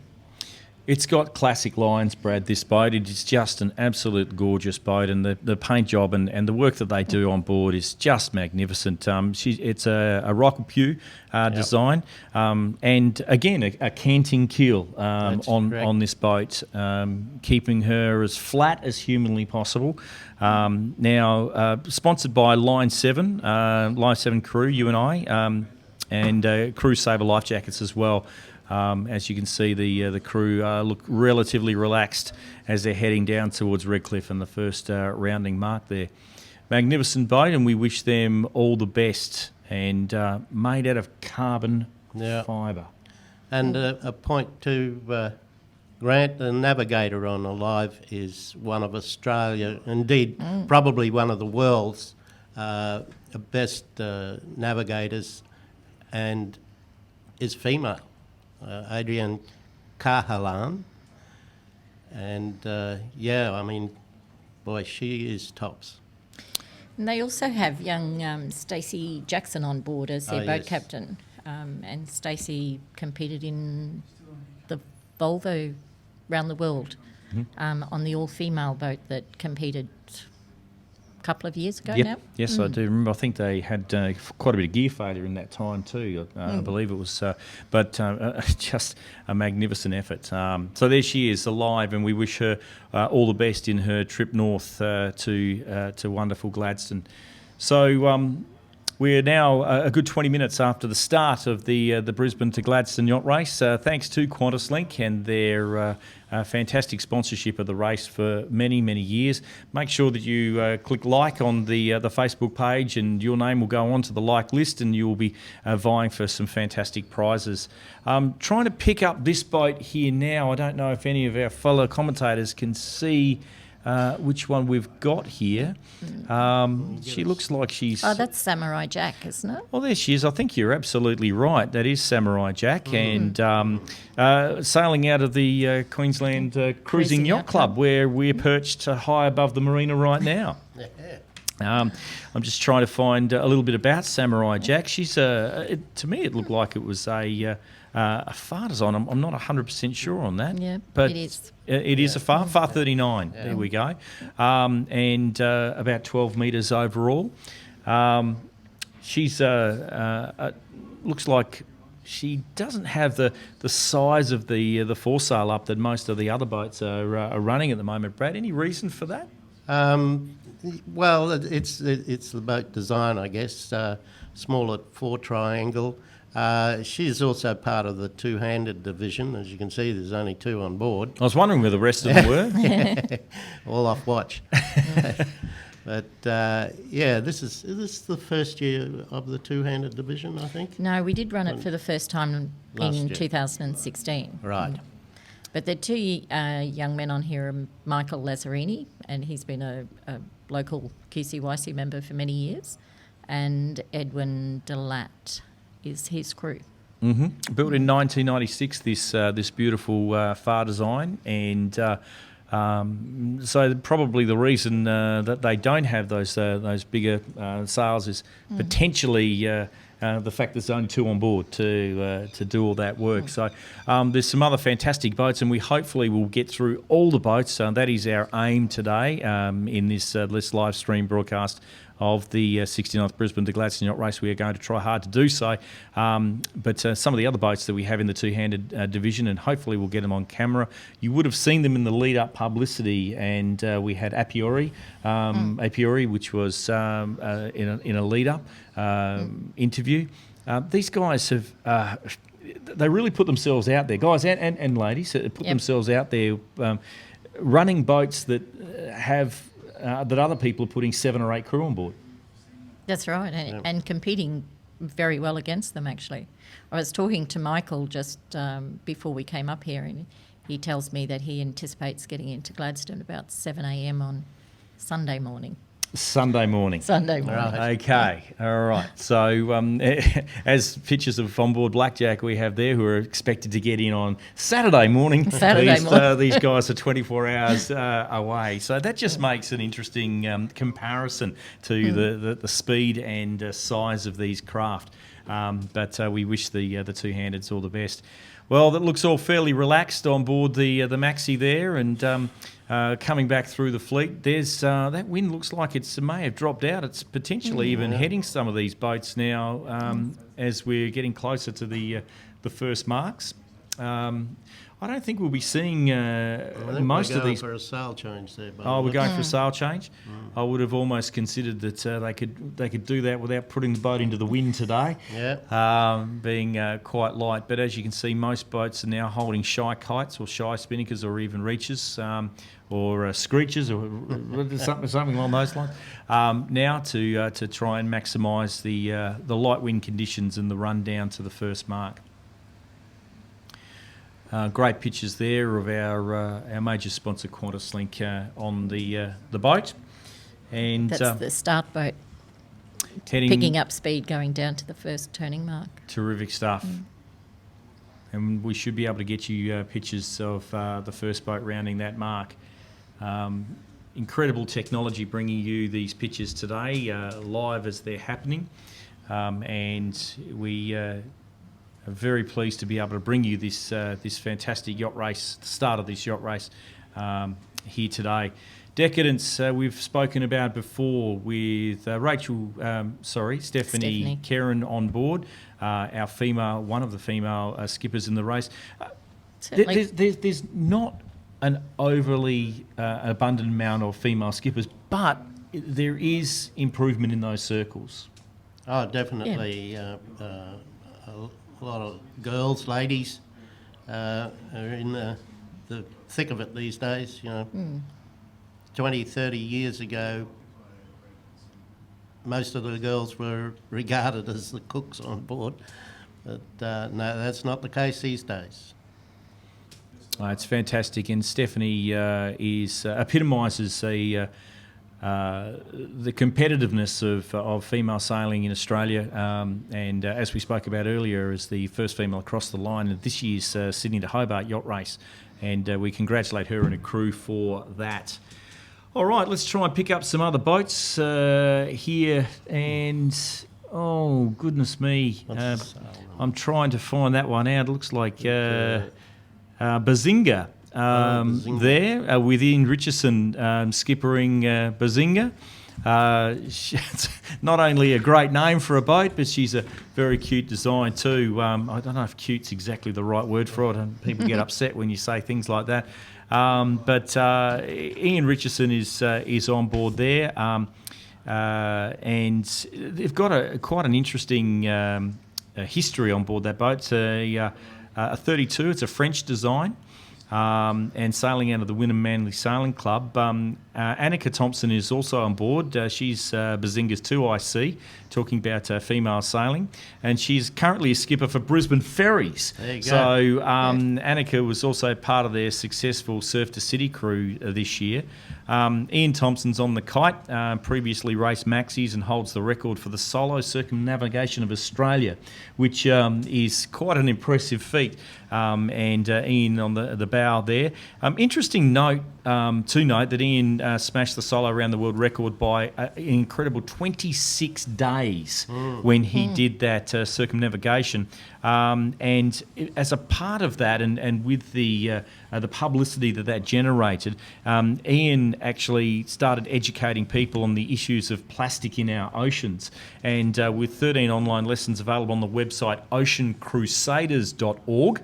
So for the teachers out there today, oceancrusaders.org, students, teachers and parents can download free lessons free of charge about plastic in our oceans and how it's choking our oceans and what we can do about this. And in fact, just recently in the first 10 weeks, they've been doing a waterway cleaning of the Sunshine Coast, and they've in fact pulled an incredible, get this, 2.5 tonne of debris out of the waterways for the Sunshine Coast Regional Council of recent. Yeah. And that's in Very the first 10 commendable, weeks. isn't it? Yeah. Unbelievable.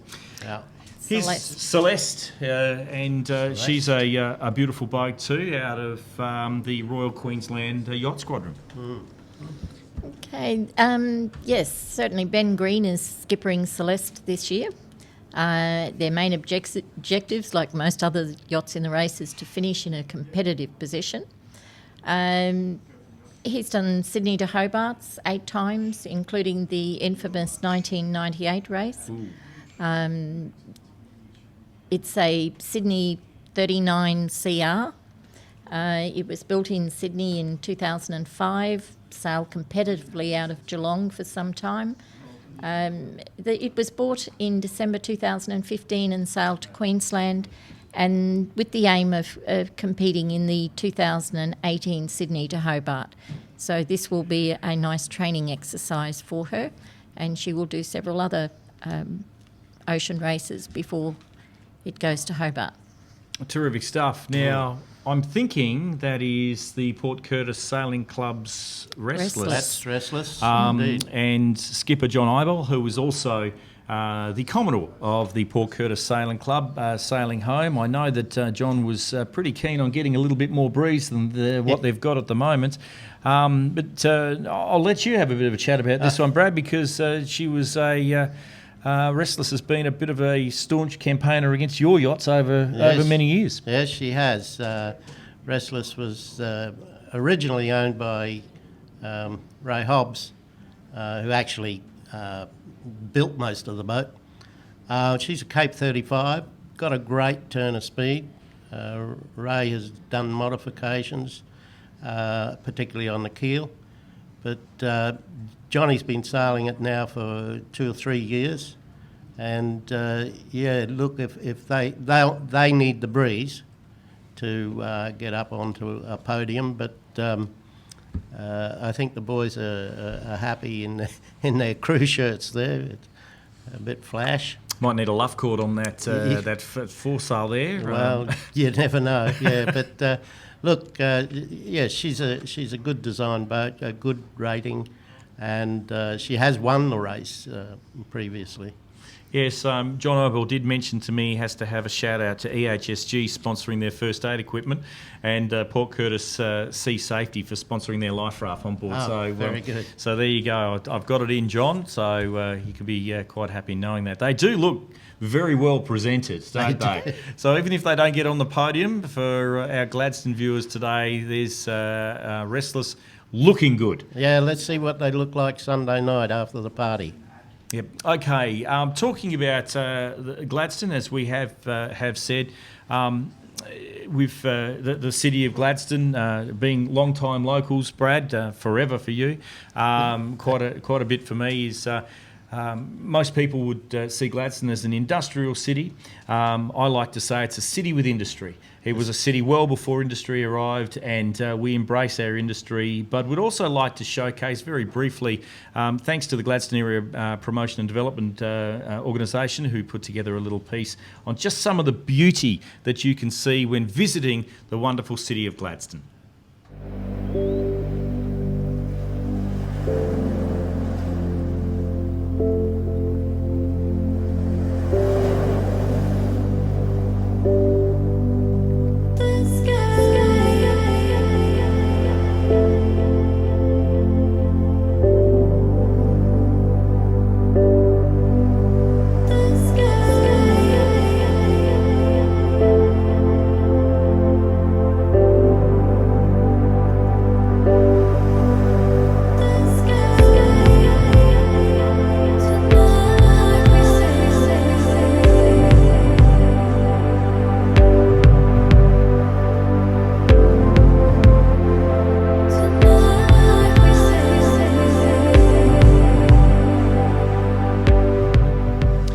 She's a beautiful city, and we'd love to have you visit one day. And we know all these yachts people are looking forward to getting off in beautiful Gladstone and enjoying the Gladstone Harbour Festival, which is in full swing. Shout out to all those who are watching this broadcast from the food court at the Gladstone Harbour Festival now, smashing down some local seafood, few prawns.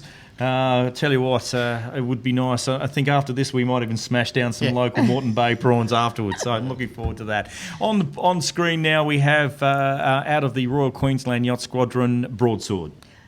Yes, Broadsword is being skippered by Peter Kruger and is competing in his first Brisbane to Gladstone race this year, and hopefully one of many.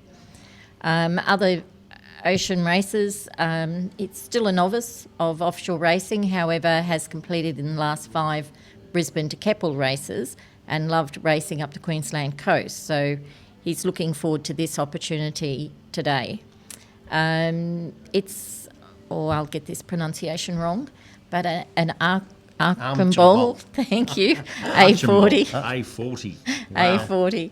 And as I said, has done the last 3 Brisbane to Keppels. That's a serious amount of sail that we've got out the front of that boat at the moment. Yep. So that wind was probably swung around just a fraction, or they've actually worked high to be able to get that perhaps coming down. It's nice to see a bit of colour out there. Absolutely. Yeah, she's a boat that can do well. It has a very good handicap, and yes. Okay, let's go back to our official start boat now, and the start boat is trailing those fleets, and we've got our roving reporter on the water, Jodie Visser, Assistant Race Director, who has got, a race veteran in her own right, and the long-suffering wife of one of our commentators here, Brad Barker. Hi guys, joining us now we've got Marika Barker. Marika is a past Commodore of Port Curtis Sailing Yacht Club and a life member. Marika, thank you for joining us today. How's your day been so far? Oh, it's been wonderful, Jodie. It's really good to be on the start, but I think I'd prefer to be out there sailing though. Marika, you've had a very rich history with this race. You've raced yourself before. What was your favourite memory of racing with us in this race? I think the most memorable has got to be your first time. Back in 1978 on a little 28-footer. I mean, it was all very gung-ho. I think that was very memorable. But the 50th has got to be the biggest. We had a huge fleet. We had 180-odd yachts. It was just tremendous. We were doing it on our yacht Spirit, a Beneteau First 435, and we had all our family on board, my 3 sons and my father. And just the sheer size of the fleet, I think, was the most memorable. And I really hope next year is our 70th, and if we could do something equaling or better than the 50th, that'd be just fantastic. Wonderful. So you think you might get involved in the race next year, racing on a yacht? Yeah, we'll get our boat going again and we'll be out there, yeah. That's great to hear. Marika, can you tell us, today was a really exciting start. How do you think things have changed since you last raced with us? Well, today was a fabulous start. It was really good. I was so pleased to have such a vantage point for an excellent start. And the breeze just came in at the right time. Things have changed a lot in the race, but things have also been the same. I think the enthusiasm, getting the preparation of the yachts, the logistics of getting the boats ready, all that is the same. You know, the crews are all dedicated, and that's been the same throughout the years. But it's the type of yachts that have changed. We've got the big fast ones that are very exciting, and then we've got the bulk of the fleet that have their own race within a race. I think that the type of yachts has changed. But once again, I'll get back to the 70th. If we could have that vast amount of yachts again, with all different categories, you know, that makes sailing really exciting for everyone. And so there's been changes, but it's very much the same. Wonderful. Mareika, and I do just need to ask before we go, who do you think might cross the line first for this race? Well, yes, they're up here. We've got a great vantage point. It's going to be a nice race, if that's am I allowed to say Blackjack? Yeah. I reckon she'll be, but the others will give her a good push. It was a great start, so it'll be exciting all the way up the coast, I say. It certainly will be. Mareika, thank you so much for joining us. Back to you now. The 2017 Brisbane to Gladstone Yacht Race, made possible by QantasLink, the Courier Mail, Angro Family Winemakers, Gladstone Yacht Club, and B52 Charters. The 2017 Brisbane to Gladstone. Back to the start boat. I'll tell you what, it looked like canapé, champagne, what else on there? Mareika looks like she's enjoying herself out there, mate. I don't think you'll ever get her back on the boat. Mate, it's just like living at home when I get her breakfast in bed. Oh, and so forth. Here we go. On camera now we have Fusion. Greg Outridge is the skipper and of the Royal Queensland Yacht Squadron. Actually, may I just say, as we're looking at this beautiful boat, that some of these boats are just absolutely gorgeous. Yeah. You know, and this is just another great picture of a fantastic boat. Brad, what do you know about this boat? Well, I don't know a lot about Fusion. She's a Pogo 12.6, so she's smaller. She's obviously quite tender, although you can see that she's got hard chine and quite wide at the stern. She'd be pretty fast downwind, that's for sure. But you can see that the guys, the crew, are all sitting forward. That's to balance the boat where they feel they'll get optimum speed out of the boat. But yeah, she looks like she's got a turn of speed. Yep, she's actually designed out of Brittany in France, this design, where a lot of great boats come out of, such as Benetto's and out of France, obviously. Sponsored by Optical Solutions Australia. She's only 15 months old, actually. Oh, right. And they're saying they're continuing to get more and more speed out of her over time. Both Greg Outridge and Mike Thomas continue to improve their understanding of the boat. Look, they're loving it, and the design has little or no regard for the IRC handicap system. They said. So I don't think they'll be featuring there unless something incredibly unusual happens. But again, beautiful lines on a beautiful boat, and congratulations to Greg Outridge on his fantastic boat there. Okay, looking at this is one of the boats in the fleet with more than one mast. There's a couple of those, but we've got looks like Mariah on board. Peter Holm is the skipper of this one, and out of the Cruising Yacht Club of Queensland. The Queensland Cruising Yacht Club. Queensland yes. Cruising Yacht Club. Yes, this is being sailed by Peter Homer and his wife Christine. I think it is the 10th race for Mariah, but Peter's 46th Brisbane to Gladstone. And Peter is actually, if I vary from the boat for a little minute, he is one of the sons of Ivanhoe, who would have sailed in one of the very first Brisbane to Gladstone. And owner of Laura Barter. And owner of Laura Barter. But Mariah is a beautiful boat. It's been, as I said, this is their 10th year. They've got some, I think 4 of them sail on it most of the time. They have some new crew on it this year. It was launched as a schooner and was converted to a ketch in 2008. It's what else can I say about it? Looks like it's going to be a slow trip to China on that one, though. Yes, it is, but they persist and they keep sailing, and I think sometimes they also enter the cruising, so that if they can't get there under sail all the way, then they'll put on that motor and get there if the food starts to go low. There you go. Or the drink. Or the drink.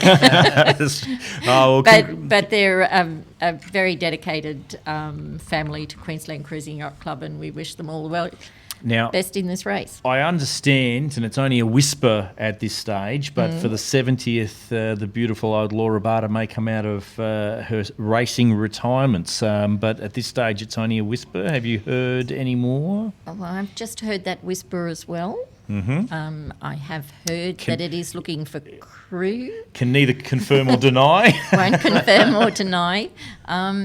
But also, there's quite a few of the older boats that are looking to come out of retirement for the 70th race. Which is next year. Next year. Yeah. And it would be nice to have a vintage section in our race. Absolutely, and looking forward to the 70th next year. I have just managed to have a quick look over to our Facebook page, and I do understand that there's quite a few of the watchers have been asking about the multi-hull section. Due to financial restraints and the ability to only have 4 cameras, and the multi-hull starting 15 minutes after the 11 o'clock starting of this gun, and then heading south.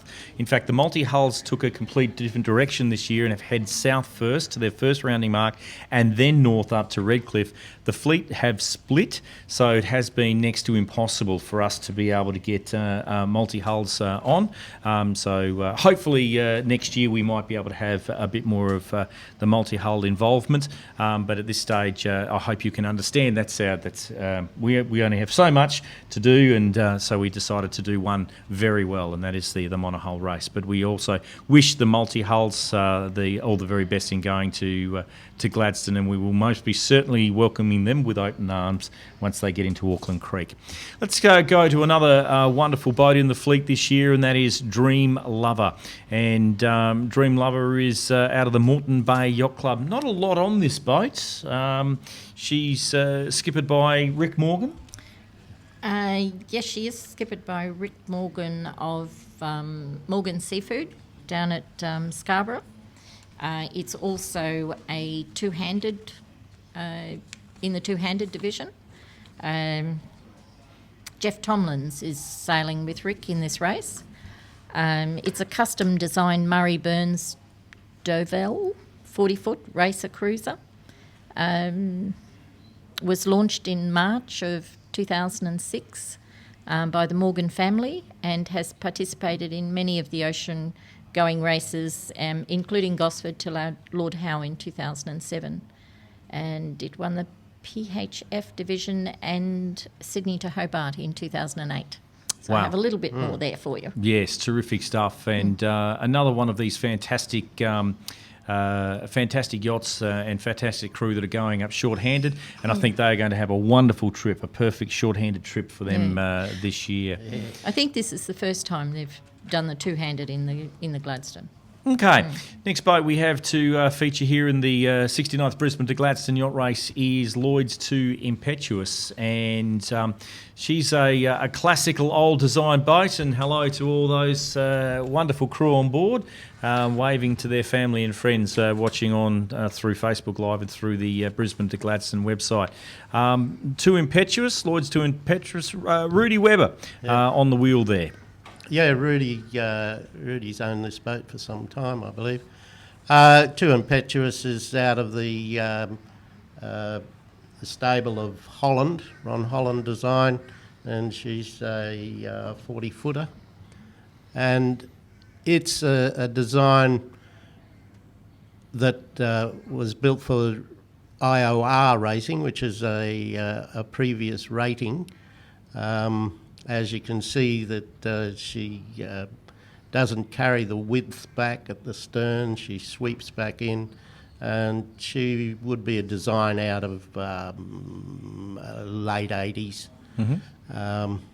Very comfortable boat still. Yep. 1983, actually. 1983, there you go. 1983, there you go. She was built to compete in the 1983 Admiral's Cup. Admiral's Cup, that's right. Actually, I was on a boat that we competed in Melbourne on Struth, a similar sized boat, but weren't selected. We wish Lloyd's Too Impetuous, Rudy, and the 10 crew that they have on board. It's interesting that we've just been talking about the shorthand division, and then there's 10 people crammed onto that yacht there, and in a 13-metre boat.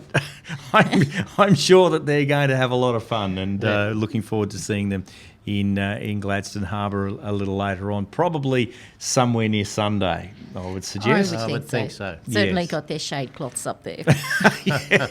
Yes, that's not a wing, a speed wing. It is most certainly some shade for the crew, especially the skipper, who seems to be right back there at the moment.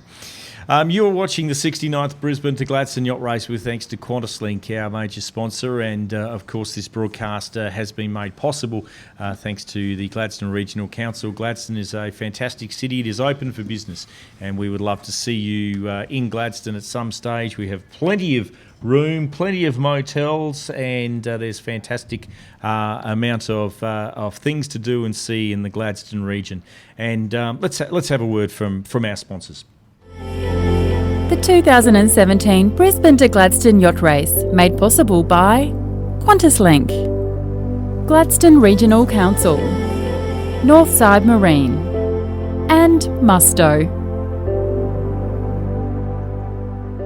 Okay, we are very well into, in fact, a total of 50 minutes after the start of the Brisbane to Gladstone Yacht Race of 2017. We hope you've been enjoying the coverage. Don't forget, we'll be finishing up here fairly soon to like and win. Obviously, what you have to do for that is just simply in Facebook Live, click the like button.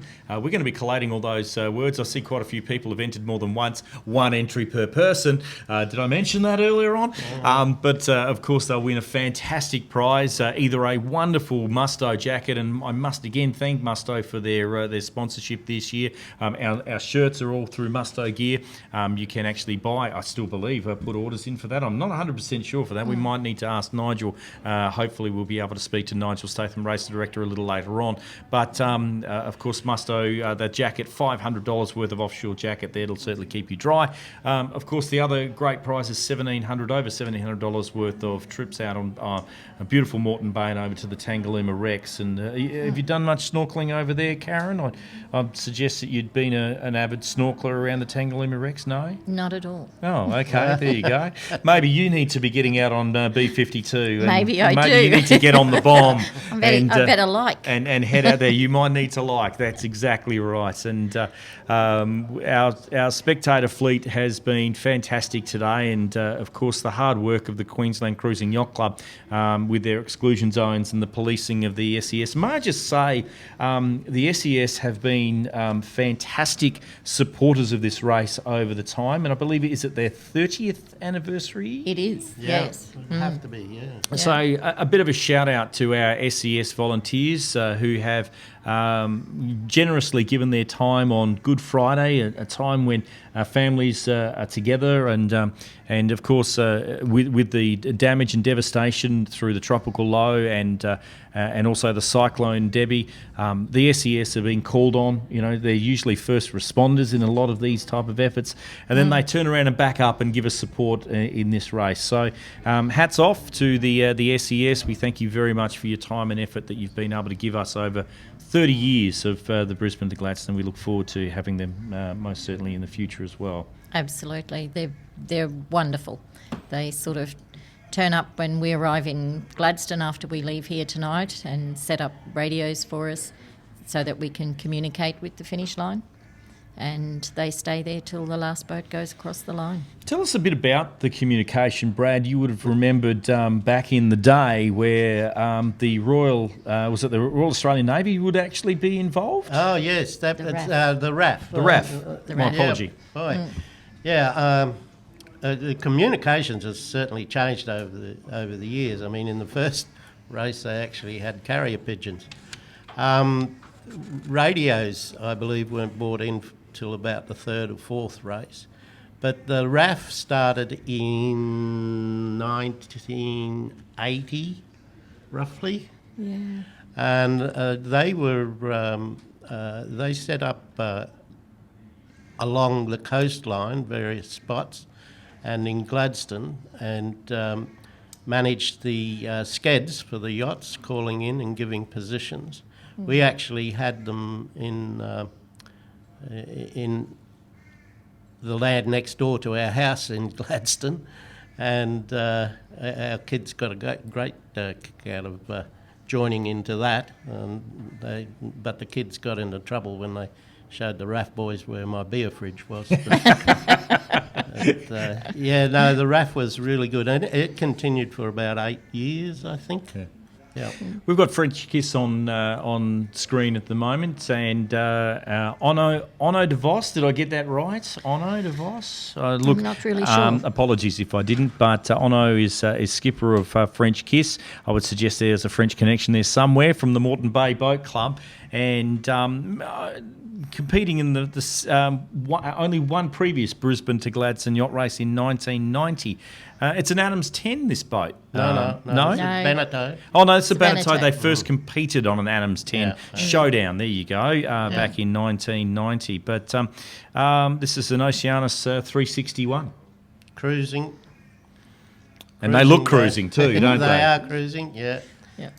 It's, out of the Beneteau family, and a very nice boat. Yes, French Kiss. Half the other info that they have provided us with is I think testimony that sailing is a sport for all ages. Half the crew are approaching 70. The average age is over 60. And they've said between them they have, in inverted commas, substantial offshore racing and international cruising experience. So to those guys, congratulations, and we'll see you in Gladstone. Now, here's a beautiful boat. This is South Passage. Now, who would like to tell us about this beautiful, beautiful boat? Karen, you know a lot about this boat. Yes and no. South Passage is a schooner. Its club is the Sail Training Association of Queensland. It has been, it's a 100-footer, gaff rigged. It's based on the designs of the 19th century pilot schooners that operated on the east coast of America, and was actually launched in 1993. The thing about South Passage is she sailed in the traditional way, so everything is done manually. So if you're going to go for a ride on South Passage, don't expect to sit back and have all those electronics. Not a winch on board. Not a winch or mechanical aid at all. She was built specifically to teach 14 to 17-year-olds and to experience adventure under sail. And in her time, she's taken over 40,000 students sailing over the last 20 years. I'd also like to say that Robin Elkington, who is the navigator on South Passage, is doing her 29th Gladstone this year, I believe. Yep. Yeah. Wow. So Robin's got a lot of sailing memories, being certainly. 29 of them. Yes, and I believe sailing with you. Yeah, that's one of her excellent sailing memories, sailing with Grant Cooper. Actually, I did put that in. Yeah. But no, sailing with Robin and the crew there on board. I've done 2 Brisbane to Gladstones with Robin and the crew of South Passage through the sponsorship of QantasLink when they sponsored the event through the sail training vessel. Yeah. So it's a lot of fun. So may I just say congratulations to the South Passage for coming in this year. Yeah. Well, look, without a race, without the people getting behind the race, you don't have a race. And there's a lot of people involved. One of them in particular is our race director. You've been a race director. Mm-hmm. Let's go to Nigel Statham on board. Hi guys, we have Nigel Statham here. He is the Brisbane to Gladstone Yacht Race Director. Nigel has been controlling the start of the race for us. Nigel, how do you think the start went for us today? Oh, it was really smooth in the end. All the boats hung off the line quite nicely, so there was no chance of anybody over the start. There's a bit of conjecture about who won the start. Itchy Barn was very close, but my money's on Mr. Kite. We'll go back to the footage and have a look later, though. I think being on the start line, I think you'd have to be right with Mr. Kite crossing first. Nigel, what happens now? They've started the race, they're heading up to Gladstone. What happens now? Well, the boats are going around the Redcliffe turn now, as you can see behind us. Once all the boats are through, we'll pick up all the boys. We head back to the yacht club, and then we get on a plane, we get on the Qantas Link plane, go up to Gladstone, and we set up race control, and then we sit in race control basically until the last boat's finished. Okay, and what happens in race control, and why are you there for so long? Well, what happens in race control is an interesting question, but we're there until, as I say, the last boat finishes. Every 8 hours we'll do a sked, so that every boat will call in, tell us where they are, just to double check the trackers. They're a great device, but even so, we like to talk to the boats as well. And we're there just in case anything happens. Obviously, you know, touch wood, it never will, but just in case anything happens, we need to be on the ground so that everybody can get hold of us immediately. So there's a lot more work still ahead of us. Who do you think might actually cross the line first for this race? Well, I'd like to cause some controversy, but unfortunately I think it probably is going to be Blackjack. But it's quite clear that Alive's very close to them, and any mistake by Blackjack, and we're going to have a real battle on our hands. Well, we hope to see someone else winning, but we never know. Thanks, guys. Back to you.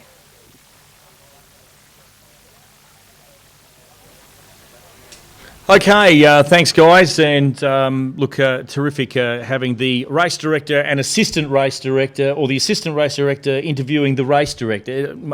Look, it worked out. Let's have a look at this fantastic boat we've got on screen now. That is Sassy, ladies and gentlemen. She sailed out of this wonderful yacht squadron here, the Queensland Cruising Yacht Club, and we've got Philip Lazzarini on board there, skipper. She's a beautiful boat. She's done a few too, Karen. She has done a few boats, a few races. I'm getting tired. Now, let me have a look. 23. Wow. I'm not on this yacht though. I think that's 23 for Philip. Yep. Yeah. The skipper, this yacht, I'm not really quite sure how many she's done, but quite a lot. My husband sails on this one too, so this is my second entrant cool. in the race. So I'll have one child finishing early and a husband coming in on Sunday. Is that why you said we're hitting the bar after this? I'm pretty sure you did. As you can see, this is a fantastic boat built in 1979, and I believe she's got gold mud crabs on both bows. She does. Yes, there you go, the gold mud crab you can see at the front there. And there's hubby sitting in the cockpit there looking all resplendent. Yep, but he is too. He's not doing a hell relaxed. of a lot. Yes. No. Okay, let's find out a little bit about Philip Lazzarini. And of course, Philip is a fantastic stalwart of the club, and we had an interview with the prior interview, and here is a bit more about Philip Lazzarini.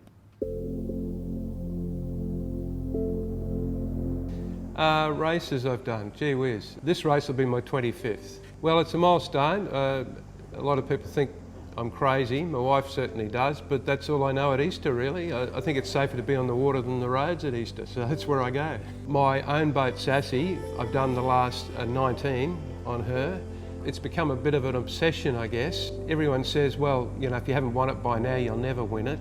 It must be the same every year, but it's not. The course is different, the wind's different, the currents are different, the tides are different, the competition's different.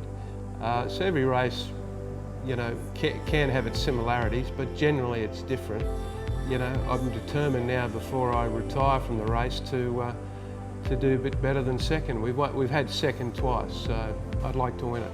The one that we've had the most rivalry with over that whole period would have to be Wistari from Gladstone, Scott Patrick's boat.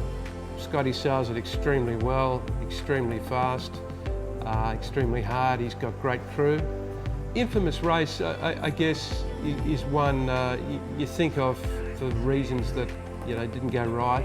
We broke the boom off Fraser Island, and again we were determined to finish, so we couldn't fix the boom. Although some people came up with some ingenious ways of trying to fix it, but it just broke again. So we put it down below, and we just jury-rigged the mainsail, and we finished again under our own power without assistance. The re-engagement of the party and the celebrations on Sunday, I think, is excellent. I think it proves that Queensland Cruising Yacht Club and Gladstone Yacht Club treat the race as it should, a great Queensland Ocean race, and are doing all they can to grow it in the eyes of the public. The live stream initiative, I think, is tremendous. I think it's going to bring it to more people's attention. I think it's going to make it more exciting, more interesting for both people watching the stream and for people here on the cliff tops at Shorncliffe. They'll be able to watch it on the big screens for people in the clubhouse. I think it's an excellent initiative. There she is, Sassy, and thank you to Philip Lazzarini for giving us that insight into his sailing and also that fantastic boat. And I would suggest that her and Wistari will have a ding-dong battle up the coast. Brad, tonight is when the boats win or lose the race, isn't it? Well, that's what I'd say, Grant. Particularly in this sort of conditions, if this light breeze holds like that, it's going to be an interesting race. But it's going to be quite possible tonight for yachts to fall in a hole and have no wind, and watch other boats sail past them. But I reckon tonight will be telling who's going to win and who's not. If you're a betting man, inshore or offshore? If I was on the bigger boats, I'd probably, which have a turn of speed, I'd probably edge outside to keep the wind. On the smaller boats, I mean, if they hit a 2-knot current, southerly current, that just stops them in their track, because these boats are, we're sailing on apparent wind, which is your motion through what wind there is, and so I'd say that the smaller boats might head inshore to get out of any current, and possibly pick up some north flowing current. Yep, it's going to be tricky. Terrific. All right. Well, let's have a final look at the course as it stands, and as these boats head north to the wonderful city of Gladstone. Here's a final rundown of what the course looks like for those who would like to see where these boats are heading around the east coast of Australia. At precisely 11 a.m, the yachts will receive the starting gun and set course for the first turning mark off Redcliffe, making sure to miss Otter and Garnet Rocks that are actually parts of the course and must be left to port. From here, the yachts will head across Moreton Bay toward picturesque Moreton Island for the M8 beacon, before turning north for M9, which is located off the beautiful Tangalooma Island Resort. The yachts will then work their way through the northwest shipping channel markers, heading gradually back towards the top of Bribie Island. Finally, with Caloundra close on the port-hand side, the fleet breaks the shackles of Moreton Bay. This year there's a favourable outgoing tide assisting the yachts. However, the slower yachts will start to experience the incoming tide when it turns around 4 p.m. This will be a crucial part of the race. From the fairway mark, navigators will plot courses to what they believe will be the quickest. This could bring yachts inshore, skirting Double Island Point, or further offshore, chasing favourable winds and currents.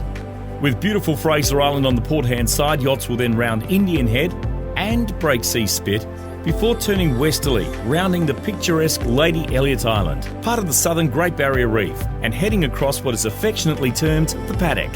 Now on the homeward stretch with the lights of Agnes Water and 1770 on the horizon, the yachts will pick up the first Channel Beacon S2, before making their way through this tricky snake of flashing lights marking the shipping channel, flanked by shallow bars.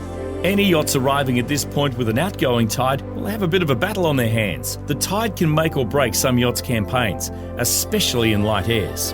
Past the East Banks and Gatcombe Head, the race up the harbour will be tight between the shallows and sharing the shipping channel with 15,000-tonne coal ships.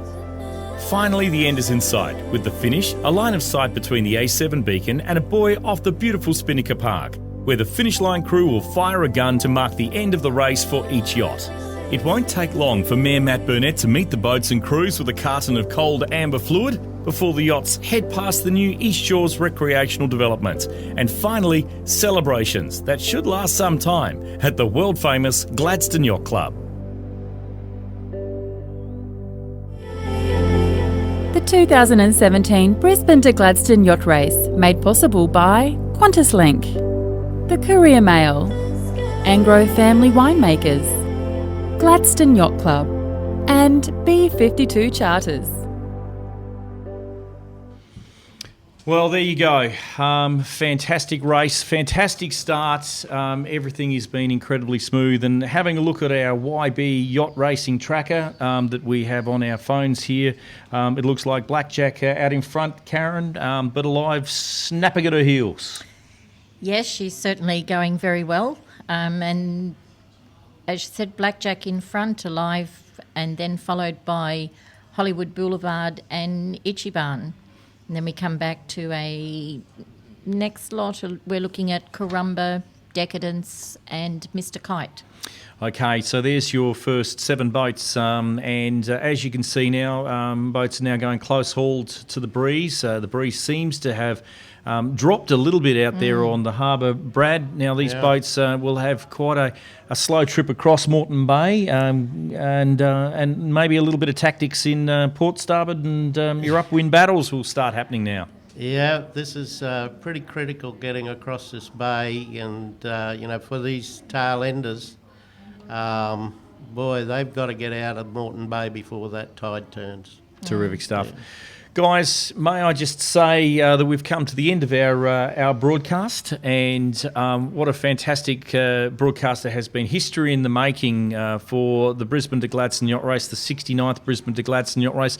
Of course, next year, the 70th, the big one. If we can emulate anywhere near the boats we had for the 50th Brisbane to Gladstone, which was 198, I believe. Yeah. That's right. But with the changes in categories for safety, and perhaps even a heritage division, historical division, I'm really hoping that we might be able to do that. Don't forget your yacht tracker that you can download on Android or iOS, or get onto the Brisbane to Gladstone website, brisbanetogladstone.com.au, where you can track the boat's progress over the next 24 to 48 hours, and potentially even longer if that wind drops out.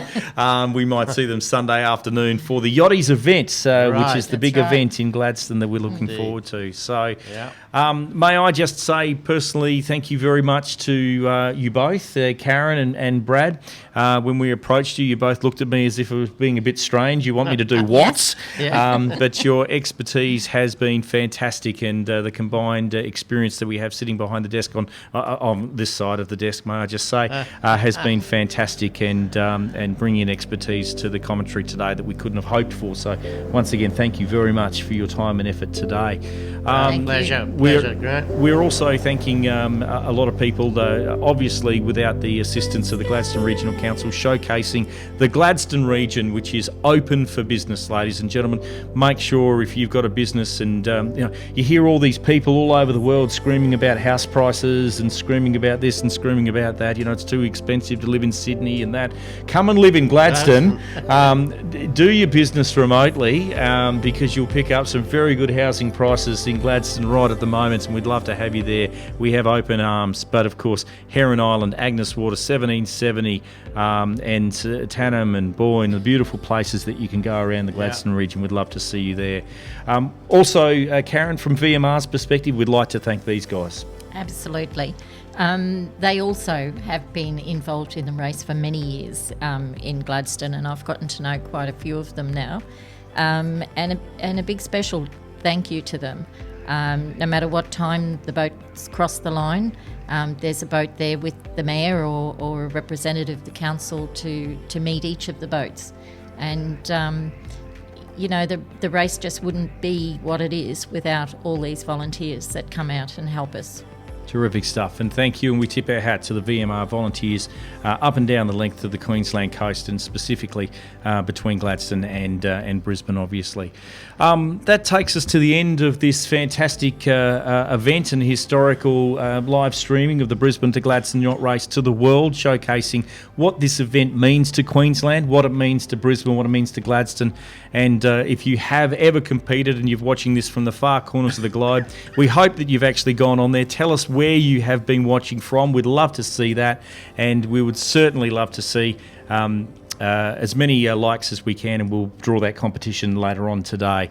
Thank you very much, everybody. Hope you've enjoyed the 69th Brisbane to Gladstone Yacht Race live to the world, and we look forward to presenting the 70th to you, hopefully in 2018. Good afternoon.